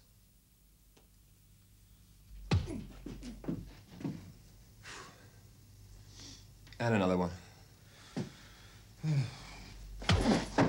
Sorry, son. Yeah, that's ends. All right, get the horse loaded and tie me up with the rest. All right, the horses get out. Come on, Hardy. We get a motor coming.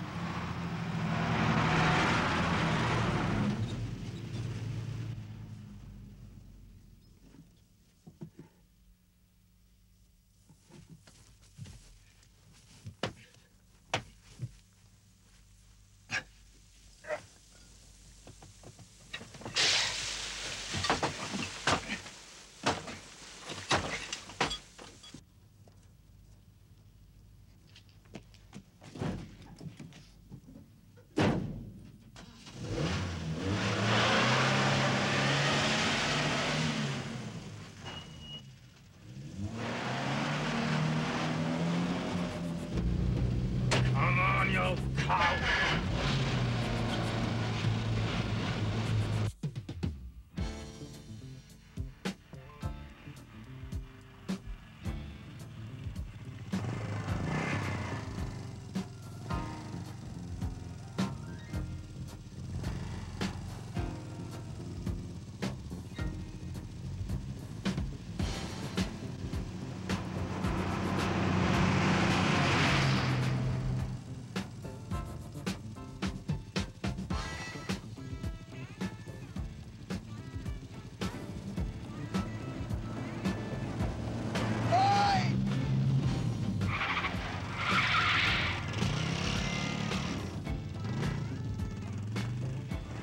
Chico, What are you doing in that? you all right?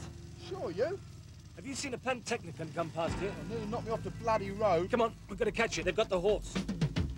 Jesus, what's that smell? Me!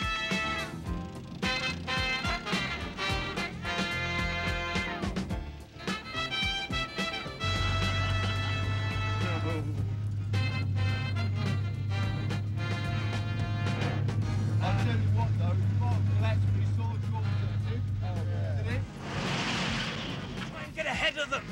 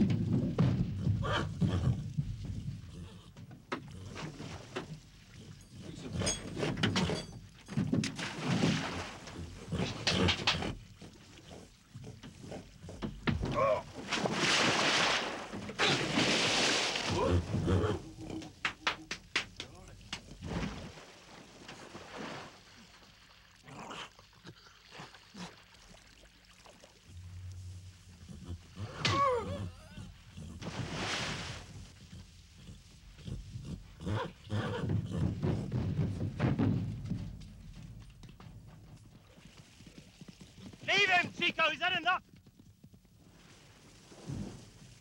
When you get there, mine's a pint.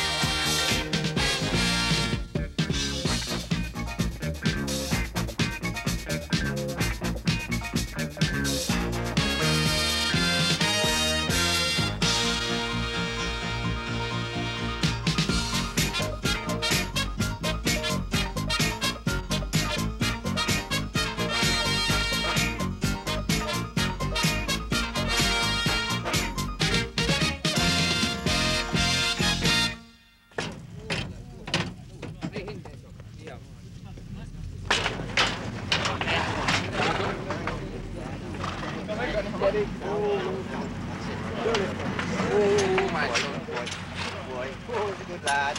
Good lad. Right, are you coming out at 2 or what? Good morning, lad.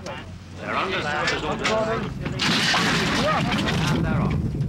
A nice level break and right flag leads the gate smartly, followed by Scottish Commander, Brother Fred, Bloodstone, Hebridean, Joey G and Jerry's Jibs. And having covered the furlong, the leader is Brother Fred, followed by Hebridean with right flag fifth.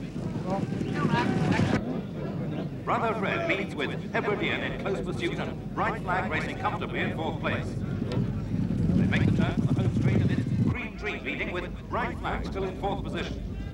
2 furlongs to travel, and it's Green Dream with right flag switching but unable to make headway. They race for the line now with Scottish Commander bursting to the front, followed by Green Dream and right flag falling back.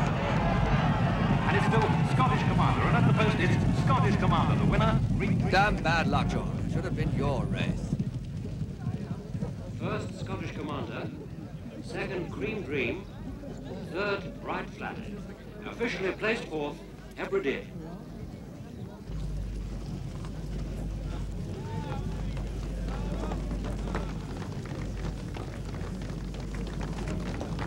Mr. Flemby, I thought I'd won.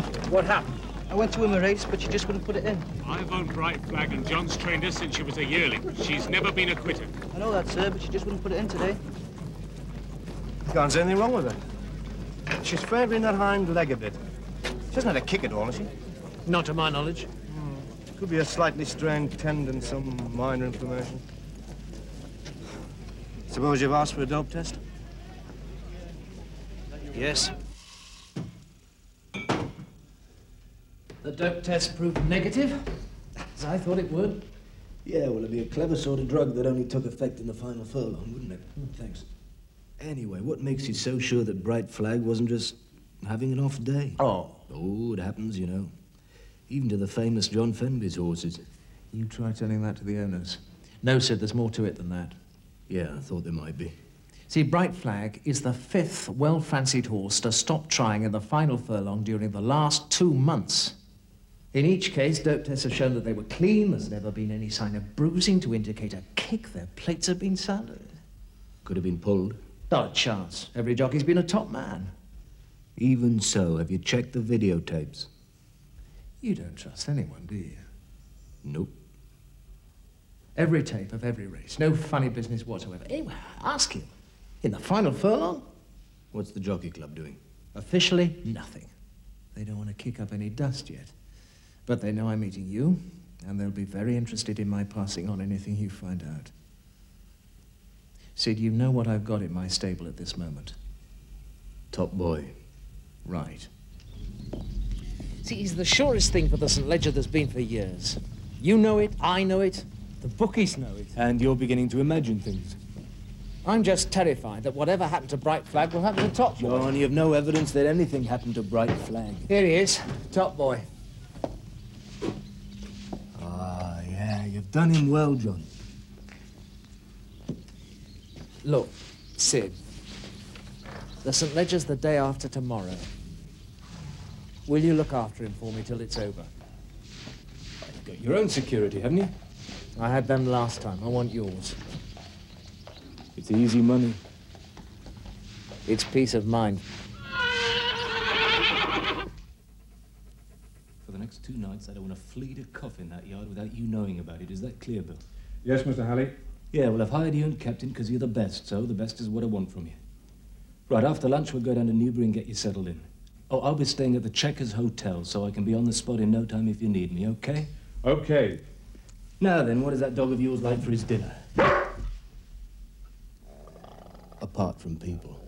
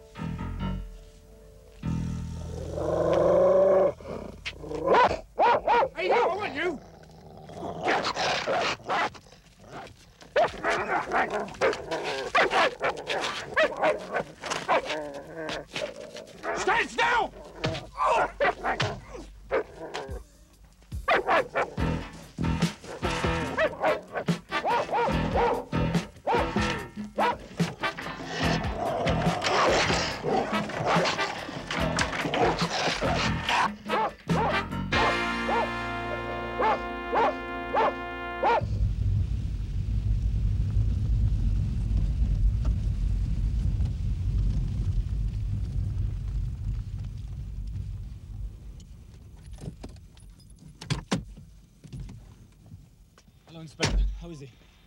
He's in a bad way, I'm afraid. He's still unconscious. They're taking him to Newbury Hospital. What happened, do you know? No, not exactly. But whoever they were, they're going to face a very serious charge. What do you say they? There must have been more than one man, or that dog would have been able to cope. Yeah, you're right, he would. Where's John Fenby? He's round here with his vet. They think the ruffians were after the St. Ledger favourite, so they're doing a dope test now. I've had the horse moved so that my man can check for fingerprints. Ah, say, glad you got here so quickly. Sorry, John. You were right, I was wrong. Well, they don't seem to have got a top boy anyway. Oh, I'm glad to say he's absolutely clean. There isn't a trace of anything that shouldn't be there. See, your man must have tackled them before they got near him. I can't tell you how grateful I am. Mr. Fenby, we do have some prints, but from what you're saying, they'll all be of your own people. Yes. Well, I think that's all I can do here for the moment. Well, thanks, Vic. See you.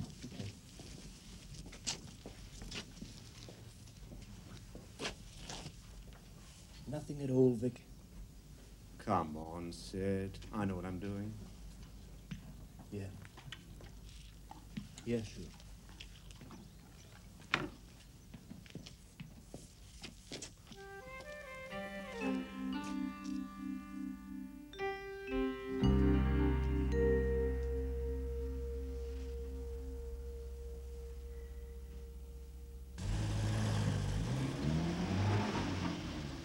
We'll have a man down at the hospital standing by your chap, Halley.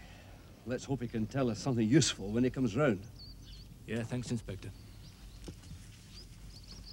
I'll be down to see him myself as soon as I can. Right. We'll make a few inquiries around the area this morning. You never know. Something may have been seen. Yes, well, I won't be here myself, but I'll leave a message in the office, okay? Okay, they'll have your Doncaster number. Oh, surely, and I'll be back by Sunday. Okay. All the best for the race. Thank you. Aye, I might even manage a wee bob or two on it myself. You do that.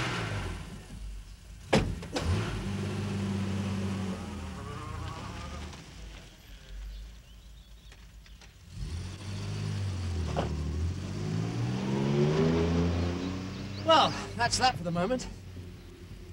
Look, Sid, I'm taking Top Boy out to Doncaster today. I want him to have time to settle before tomorrow. And Sid... Yeah, sorry. Will you come up with us and stay overnight? I feel safer. No, I'm afraid I can't do it, John. Oh. I've got to go to Cambridge. I'll see you later, all right? Hey, don't worry. I'll send you up a squad that could turn over a chieftain tank. Cambridge?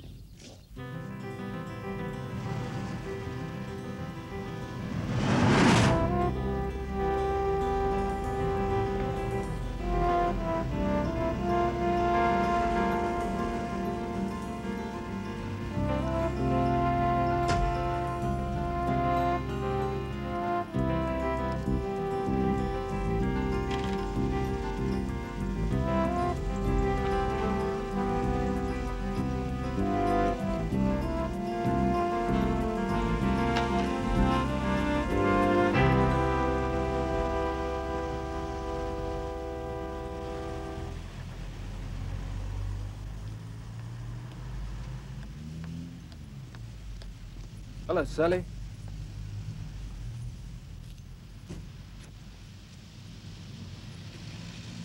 Hello, Sid.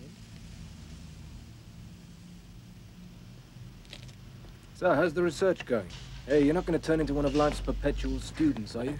A fellow is hardly a student. And if you really want to know, it's going very well. Biochemistry is the science of the future, you know. Oh, I know. You're going to be able to turn out winners to order, and then where will the poor handicappers be? We might learn how to turn out Sid Halley's to order, then where would any of us be?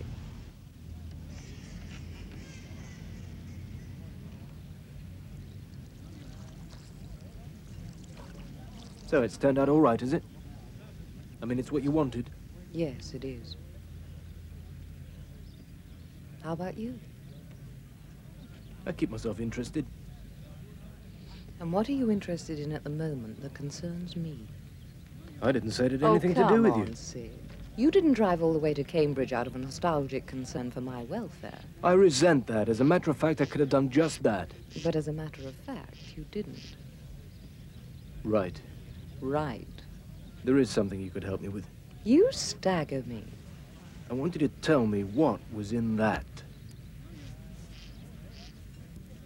But it's completely empty. Well, if it wasn't, I wouldn't need you, would I? Still the same old smoothie charmer, I see. It's empty, Sal, but it's plastic. And plastic is porous. So it absorbs things. Good heavens. There's got to be some trace, no matter how tiny. And I just thought with all that hardware you've got in that lab of yours, you'd... Sid, you have no conception of what you're asking. Well, the process of extracting any trace from the plastic in the first place, never mind the analysis of it afterwards. I hear things, you know. Read things about you on Sundays. I know it can be done, Sally. There isn't any way you can kid me it can't. But it takes time. Ah, yeah, I'm glad you mentioned that. And time is what I've got least of. My research is important to me. Yeah, this is what you might call a rush job. You see, I'm... Sorry, lover. You'll have to get someone else.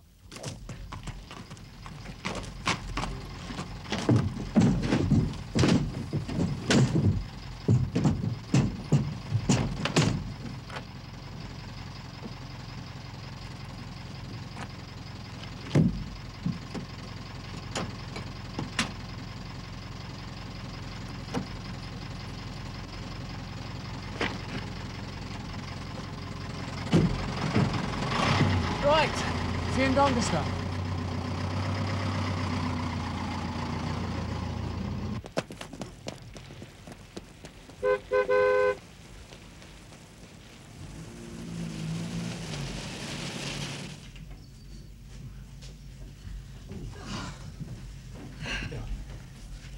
Couple of coffees, please, love.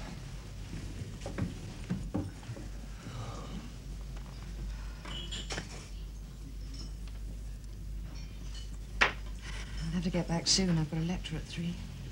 Yeah, all right.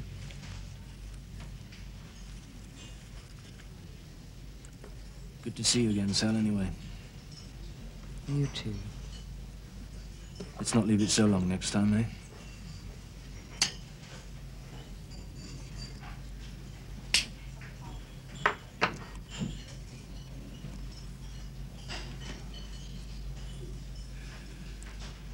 Sid, I've seen you use that defeated little boy trick too often.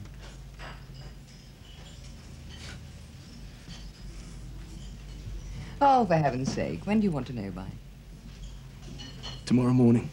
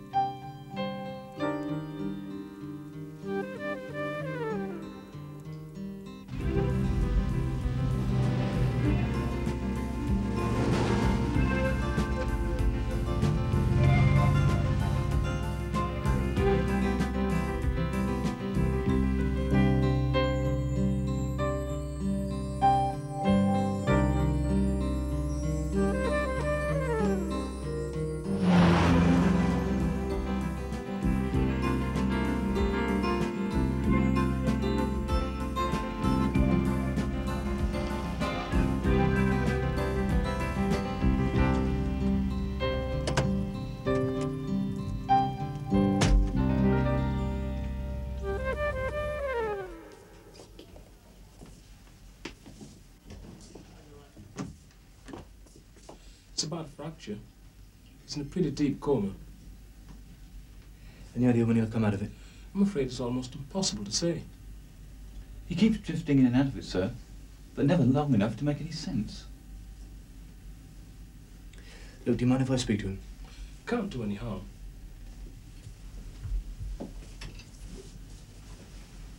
Hello, Bill. It's Sid Helly. Bill, did you see who hit you?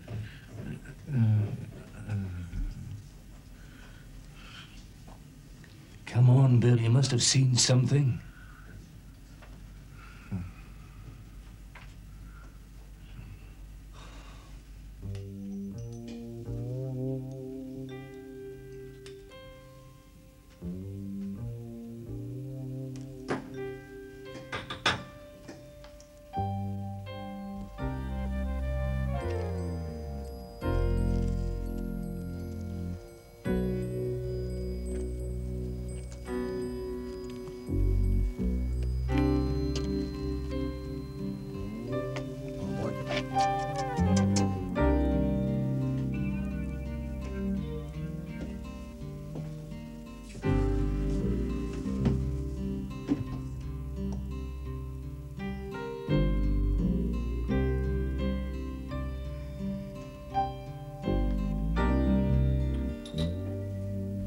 Evening, Jack.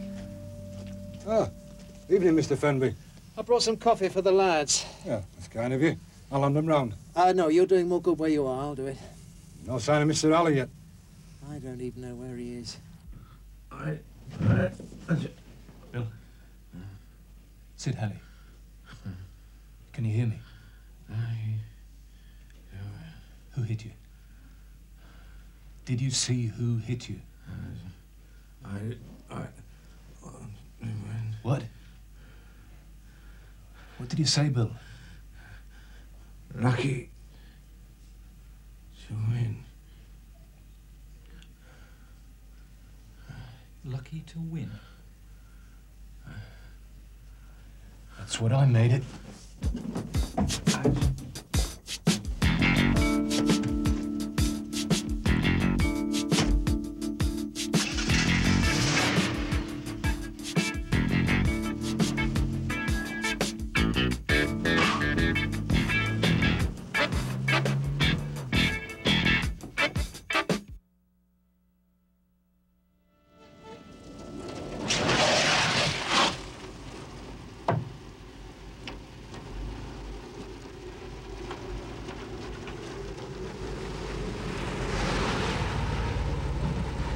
Ah, morning, Mr. Halley. Hello, Jack. Anything?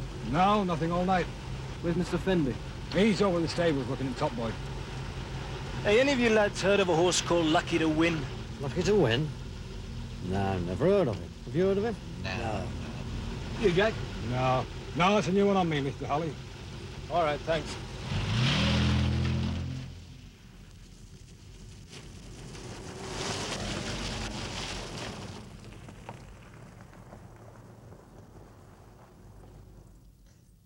Hi, Sid. Hi, John. Glad to see you. Has Bill come round yet? No, he hadn't when I left 4 hours ago. Hey, John, you haven't heard of a horse called Lucky to Win, have you? No.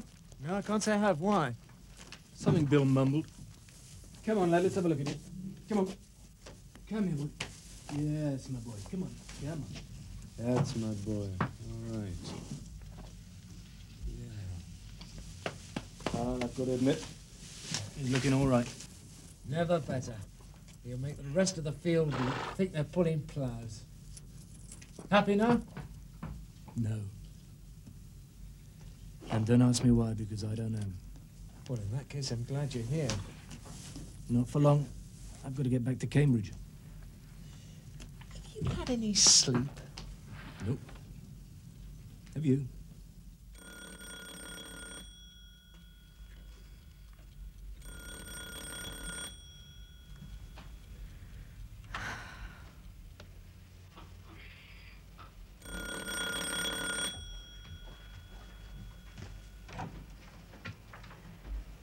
I might have known it would be you. I've just come from your lab. They said you hadn't been in this morning. I've been working all night. I didn't get back here till 8 o'clock this morning, which means I've exactly 3.5 hours sleep. Did you find anything out? Well, thanks for the concern. I suppose you want some coffee. I am deeply concerned. Yes, I do want some coffee. And did you find anything out?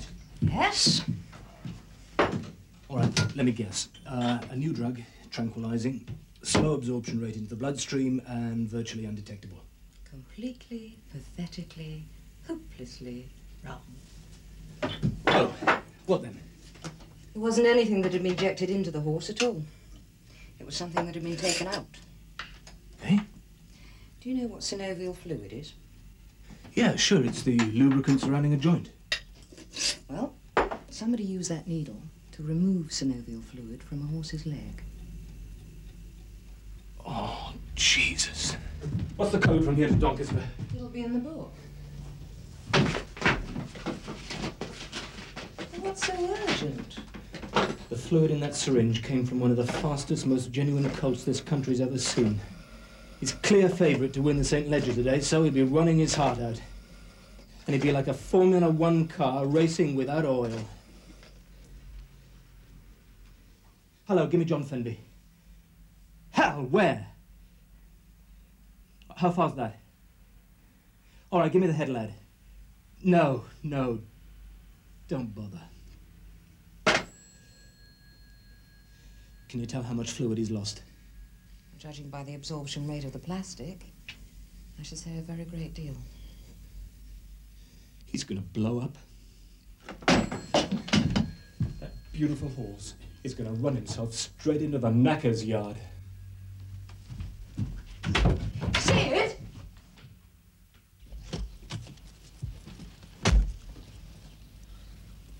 Sid!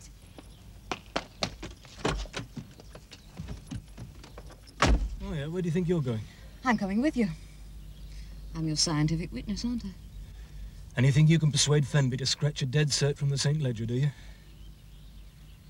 All right, I suppose I'll need you.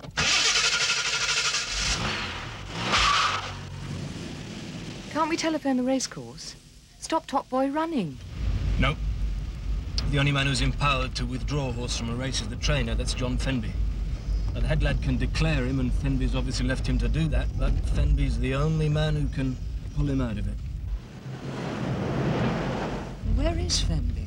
He's gone to collect Ted and Dolly Lanchester, Top Boy's owners. Where do they live? Way over the other side of the Pennines. Well, can't we telephone there, try and catch him? You can try, but they'll have left early. You've got to allow for the traffic on a race day. It's worse than this.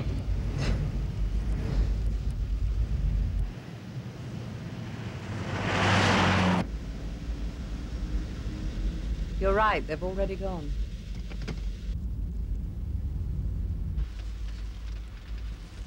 We will be there in time, will we, Mr. Fenby? Yes, Mrs. Lanchester, we've plenty in hand. Even if the traffic's bad through the town, it's only another 10 miles. Good. How are we doing? Not bad. Trouble is, once we get to Doncaster, we've got to fight our way through the traffic in the town, park, get onto the course, and then find Fenby. How long do you reckon that'll take? Oh, I don't know, say an hour and a quarter. St. Ledger starts at 3:05. It's 12:20. That means we've got to do 120 miles in an hour and a half. Can we? At 4 in the morning, we'd skate it. Now? I still say we should have stayed at Doncaster overnight. Oh, Teddy, please, don't start all that again. You know I can't stand modern hotels. It doesn't have to be modern. Could have found somewhere positively Dickensian, if that's what you want. Well, then he wouldn't have had a bathroom and a television. It's 2 o'clock. How far now? Too far. For the past hour, we've only averaged 60. That's on a motorway. Wait till we hit Doncaster.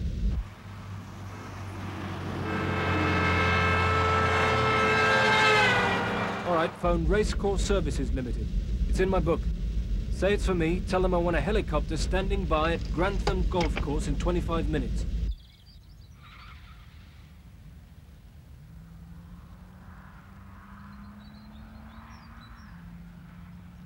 Grantham to Doncaster's about 50 miles. Chopper should do that in about 30 minutes. Then he can land us right by the course.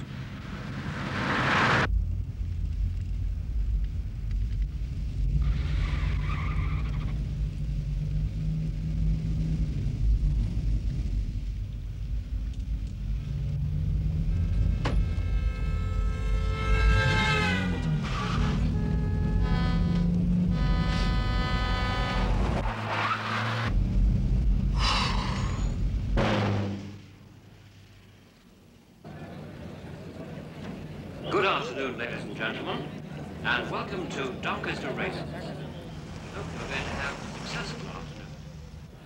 And of course, today we feature the oldest classic, the Doncaster St. Ledger. Just to remind you that 2 jackpot pools are open for betting. Can't I phone the racecourse? Fenby's bound to be there by now. Yeah, you can try. As I congratulate you, John. Never seen him looking fitter. I agree, Johnny looks marvellous. Yes, he's ready, all right. Well, he'll have weighed up by now. I'll go and get the tag. Right, we'll see you in the paddock. Fine. It's engaged. Try again in a few minutes. Oh, hell.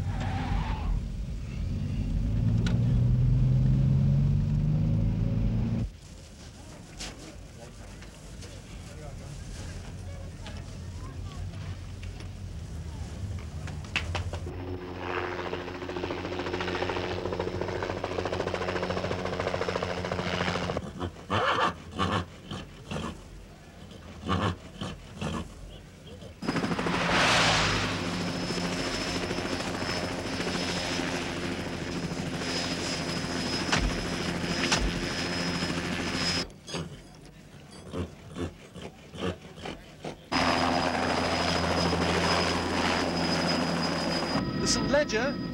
You're cutting it a bit fine, Sid. Not if this spin dryer doesn't shake itself to bits.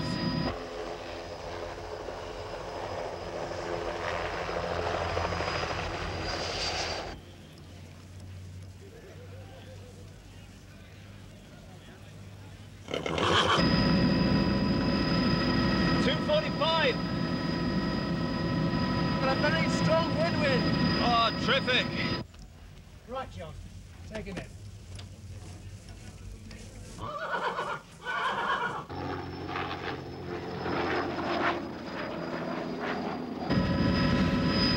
For God's sake, can't we go any faster? I'm afraid we're flat out.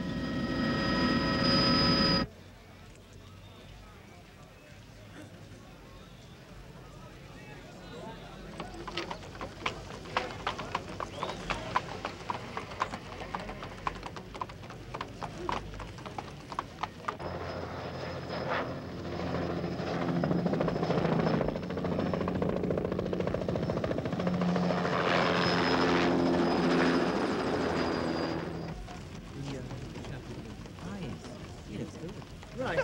Jack Bitten, Mr. and Mrs. Lancaster. Nice to have you riding for us. Now, Terry's Lance, the only opposition you've got. Quite some opposition, I'd say. Winner of this year's derby. Yes, but he's been disappointing ever since. Never come up to expectations. Top boy's got the legs of him. Well, jockeys, please mount. Jockeys, Right, please come on, mount. There it is, Doncaster. The horses are going down to the start, led by Powerful Pride, Persian Owl, and Good Tidings. The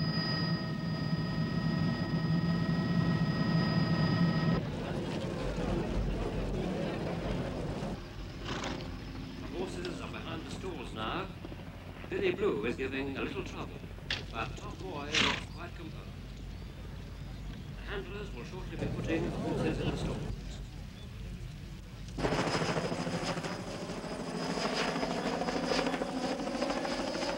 One of the first to be installed is Mordred.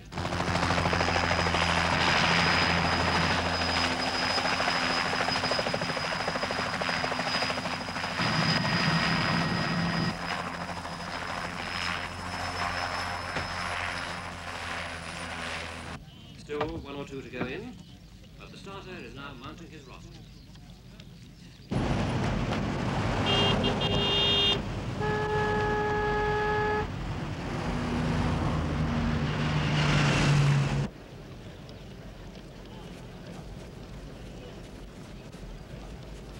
They're under starter's orders. And they're off. A nice steady start from Powerful Pride racing to the front, followed by Lucky Flick, Persian Owl, and Top Boy. Oh, Creepy Bear, Fool's Errand, Mordred, Luke's Kingdom, and Gorman's Raider bringing up the rear. This order is still maintained, and they continue down the far side with Powerful Pride showing the way. Lucky Flick is second, Persian Owl third, and Top Boy racing easily in fourth. Fool's Errand comes next, and he's followed by Luke's Kingdom and Mordred, with Gorman's Raider still in last position. Powerful Pride still makes it with Terry's Lad improving, and Top Boy also making a forward move, and now in touch with the leaders. Bastard's killing himself. It's still Powerful Pride, but Top Boy is now making his effort. Top Boy hits the front. It's Top Boy from Powerful Pride. Top Boy leading and cruising in front. Top Boy in the lead and increasing his advantage. Top Boy leads. Terry's Lad races in second. Mordred is third. It's Top Boy. Top Boy well clear.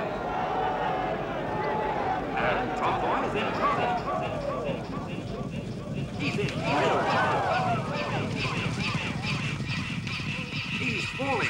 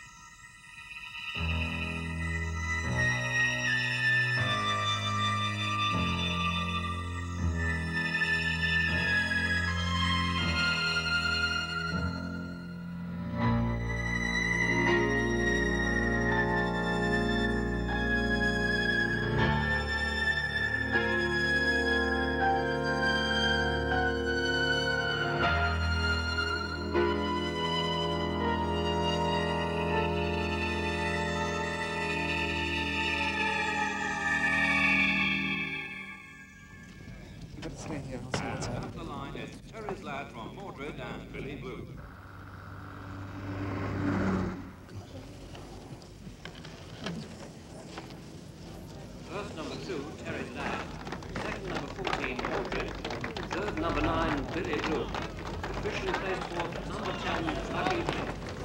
Repeat those placings. First, number 2, Terry's Lad.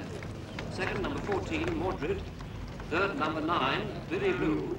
Officially placed fourth, number 10, Lucky Flint.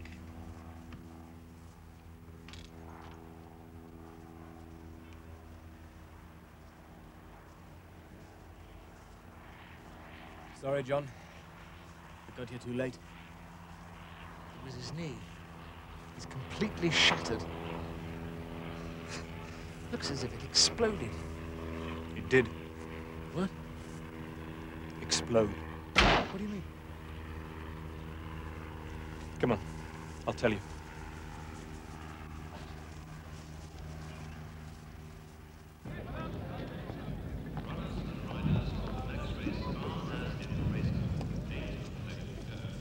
Ted.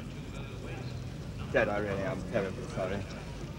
Mrs. Lanchester, I'd rather not have won at all than run that way. Thank you. The chap in the bow tie is Tommy Moxby, owns Terry's Lad, the horse has just won, and the other one's Peter Lynch's trainer. I know there's nothing I can say, but I really am terribly sorry. It's kind of you. And congratulations to you, of course. Thank you. Well done, Tommy. Peter.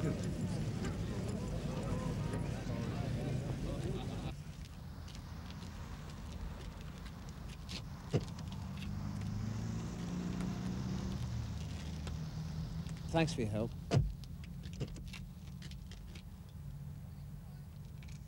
Just find the bastard, Sid.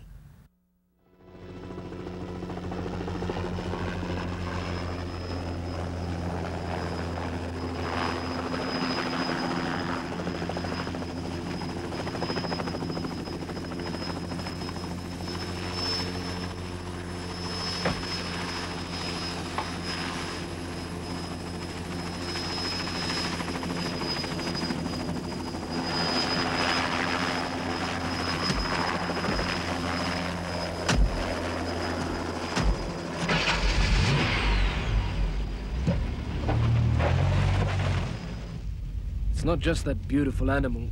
Well, that's the worst part, obviously, but also Ted and Dolly have lost the honor of a classic win. And so has Fenby. And the increased status as a trainer that goes with it. And they've all of them lost a fortune. Prize money, you mean? That's small change compared to the rest of it. Now, the stud value of a St. Ledger winner can be anything up to 2 million quid. I never realized quite how much was at stake. Oh, how vulnerable horses are. Yeah, you have to be tough as well as lucky to win at this game. Lucky to win. Where are we going now?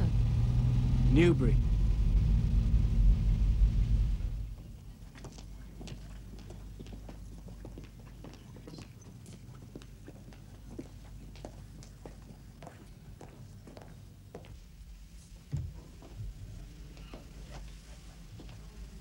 Sit, Harry.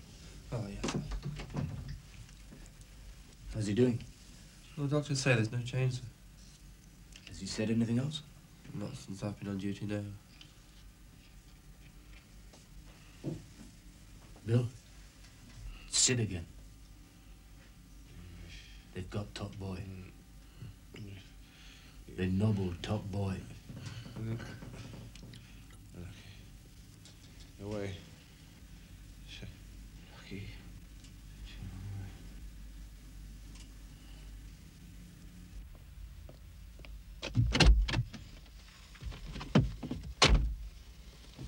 It's one of the things I never could stand. The violence. The ugly common brutality. You know, I've just got the feeling that Bill recognized his attackers. Which means that somebody somewhere must be very worried. Because they know he'll tell you. Yeah, if he ever regains consciousness. What was that phrase he kept mumbling? Was it fortunate to win? No, not fortunate, lucky. Bill's not one to use big words.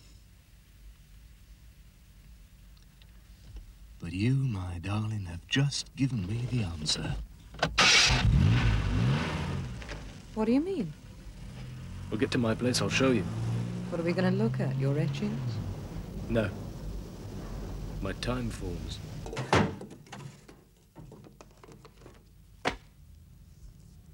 That is a time-form race card. I know. I've seen it before. It's that betting guide you always had your nose buried in when you took me to the races. That's right. Fortunate to win is a phrase they use all the time. Hold on, I'll find you one. Yeah, here we are. Fortunate to win at Kempton Park last time out from Sandboy, whose jockey mistook the winning post. So? So, start looking through that lot. They cover the last 3 months. What are you going to be doing? You're the one with the analytical mind. I'll just be making the coffee.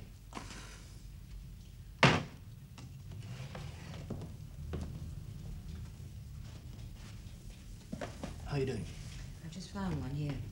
Gingerbread lady, fortunate to win at Sandown last month, being left in the lead when man's man stumbled and unseated his jockey. Uh-huh. And who owns him? Mr. T. Moxby. Isn't that the man who... Won the St. Ledger today.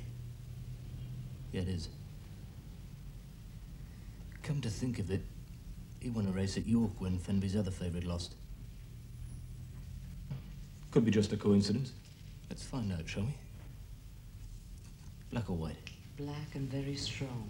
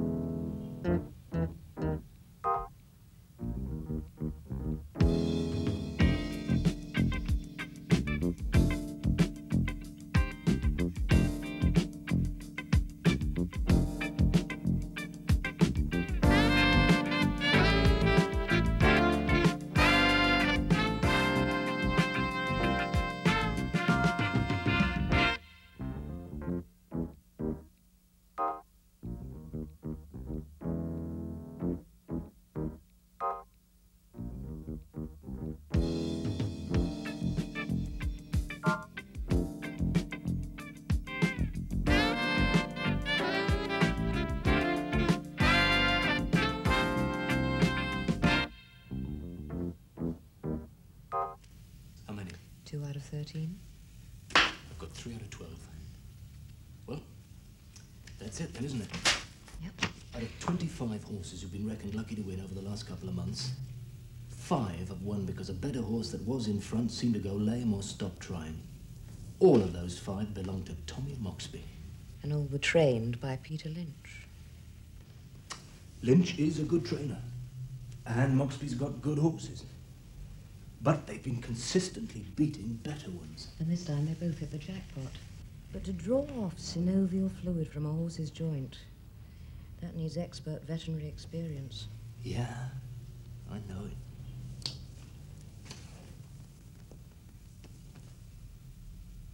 Hey, wait a minute. Lynch was a vet before he took out his trainer's license. He'd know how to draw off enough fluid to make the joint rusty for a bit. Except that this time he misjudged it and took too much. Well, what do we do now? You don't do anything.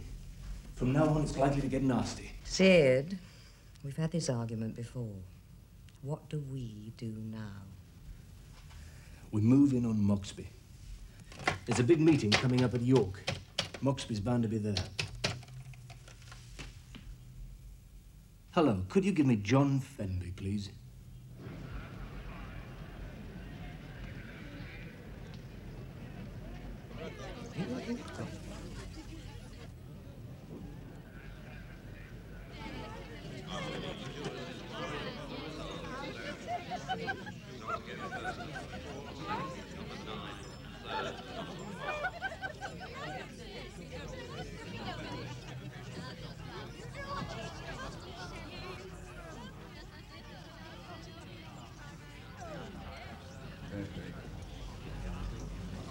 Another bottle of May, please. John, good to see you. Hello, Tommy. Peter. You got anything running today? No, I'm just up here looking at form. I see you got a horse in the 3:30. How do you rate your chances? Well, I don't know. Brighton Park's got a lot of condition on him. He's the danger, I reckon. Yes, it's very good. A filly of yours. Did you news of the break out the yard the other day? Yes, as a matter of fact, good news. Slocum's out of danger. Slocum? The security chap. One who got hit on the head. They're expecting him to come around pretty soon now. The police are hoping he'll be able to identify his attackers. Yeah, that's splendid. See you later, maybe. Oh, yes, indeed. Good luck in the 3:30.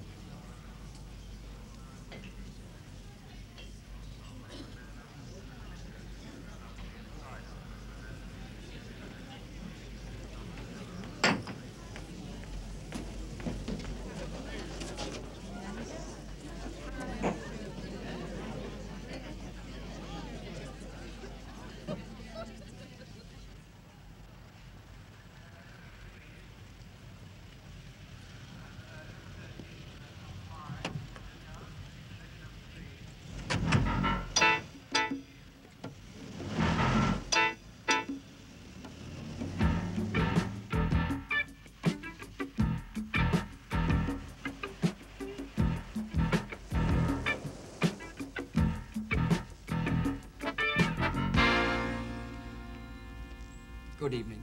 We're friends of Bill Slocum, the chap who got hit on the head at the Fenby stables. We'd like to see him for a few minutes, cheer him up a bit.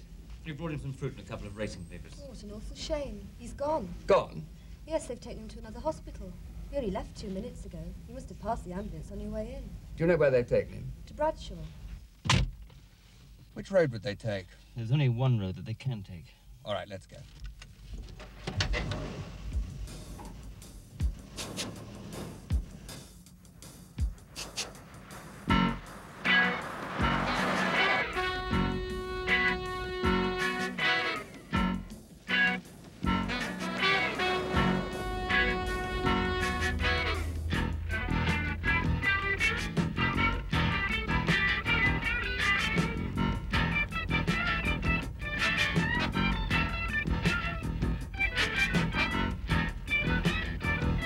There it is.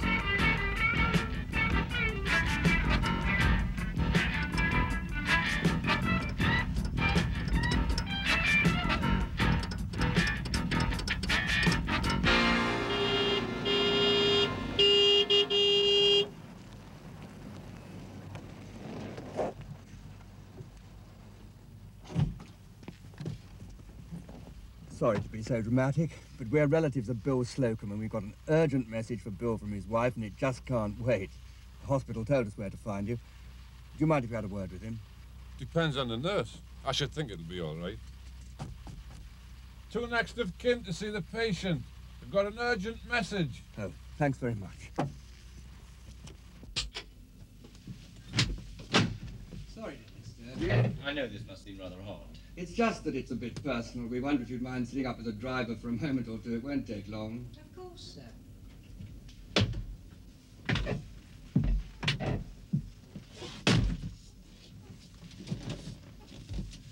Hello, Bill. It's good to know you're getting better. Bill, I have a message from a certain person. He knows you probably recognized him that night. He wants me to tell you weren't supposed to be hit that hard. His mate was just a hired hand, and he probably panicked. He wants you to know there was nothing personal in it. What we wanted to say, Bill, is that there's no need to take this any further, is there? I mean, you might decide that in the dark, you didn't get a good look at anyone. In which case, there'd be 10,000 quid in it for you. I mean, nobody's going to bring Top Boy back now. Where's the sense in 4 live men suffering for 1 dead horse? I think it's time we got the lads in, don't you? Yes, I do. So what I say is 10,000. X-ray 1 to X-ray 2, over. What do you say, Bill? You do take our meaning, Bill. Old son. Sorry, chaps. Bill didn't feel up to it. You bastard!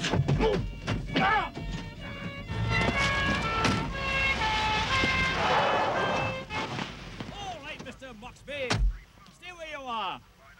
I am a police officer and you're under arrest. The officer will caution you. Come along, sir. You're not obliged to say anything, but anything you do say will be... Bastard! Where is the other one? Oh, he's having a lie down in there. You're right, sir. Yep, sure. Well done, Holly, miss. There is just one thing. Oh, what's that, Inspector? We got suspiciously near withholding evidence, didn't we? Ah.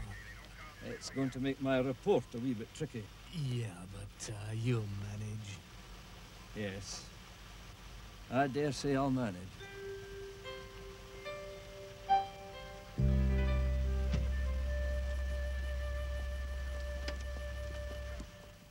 There you are. Don't choke on the pips. Oh, thank you. So take your time, Bill. No sweat about getting back to work. What should we say, day after tomorrow? Oh, don't be foul. Yeah, thanks. Hey, by the way, I put 100 quid on for you in the St. Ledger. Terry's lad, 5 to 1. That's 500 quid. 500 quid. Mr. Halley, what if it had lost? I'd have taken it out of your next few jobs. Oh. He's a hard man, your boss. Yeah, true enough. No, I knew that Top Boy had been nobbled, didn't I? So I thought it'd be a good way of getting Bill a bit of compensation. Did you put anything on for yourself? Hey, of course not. That would have been dishonest.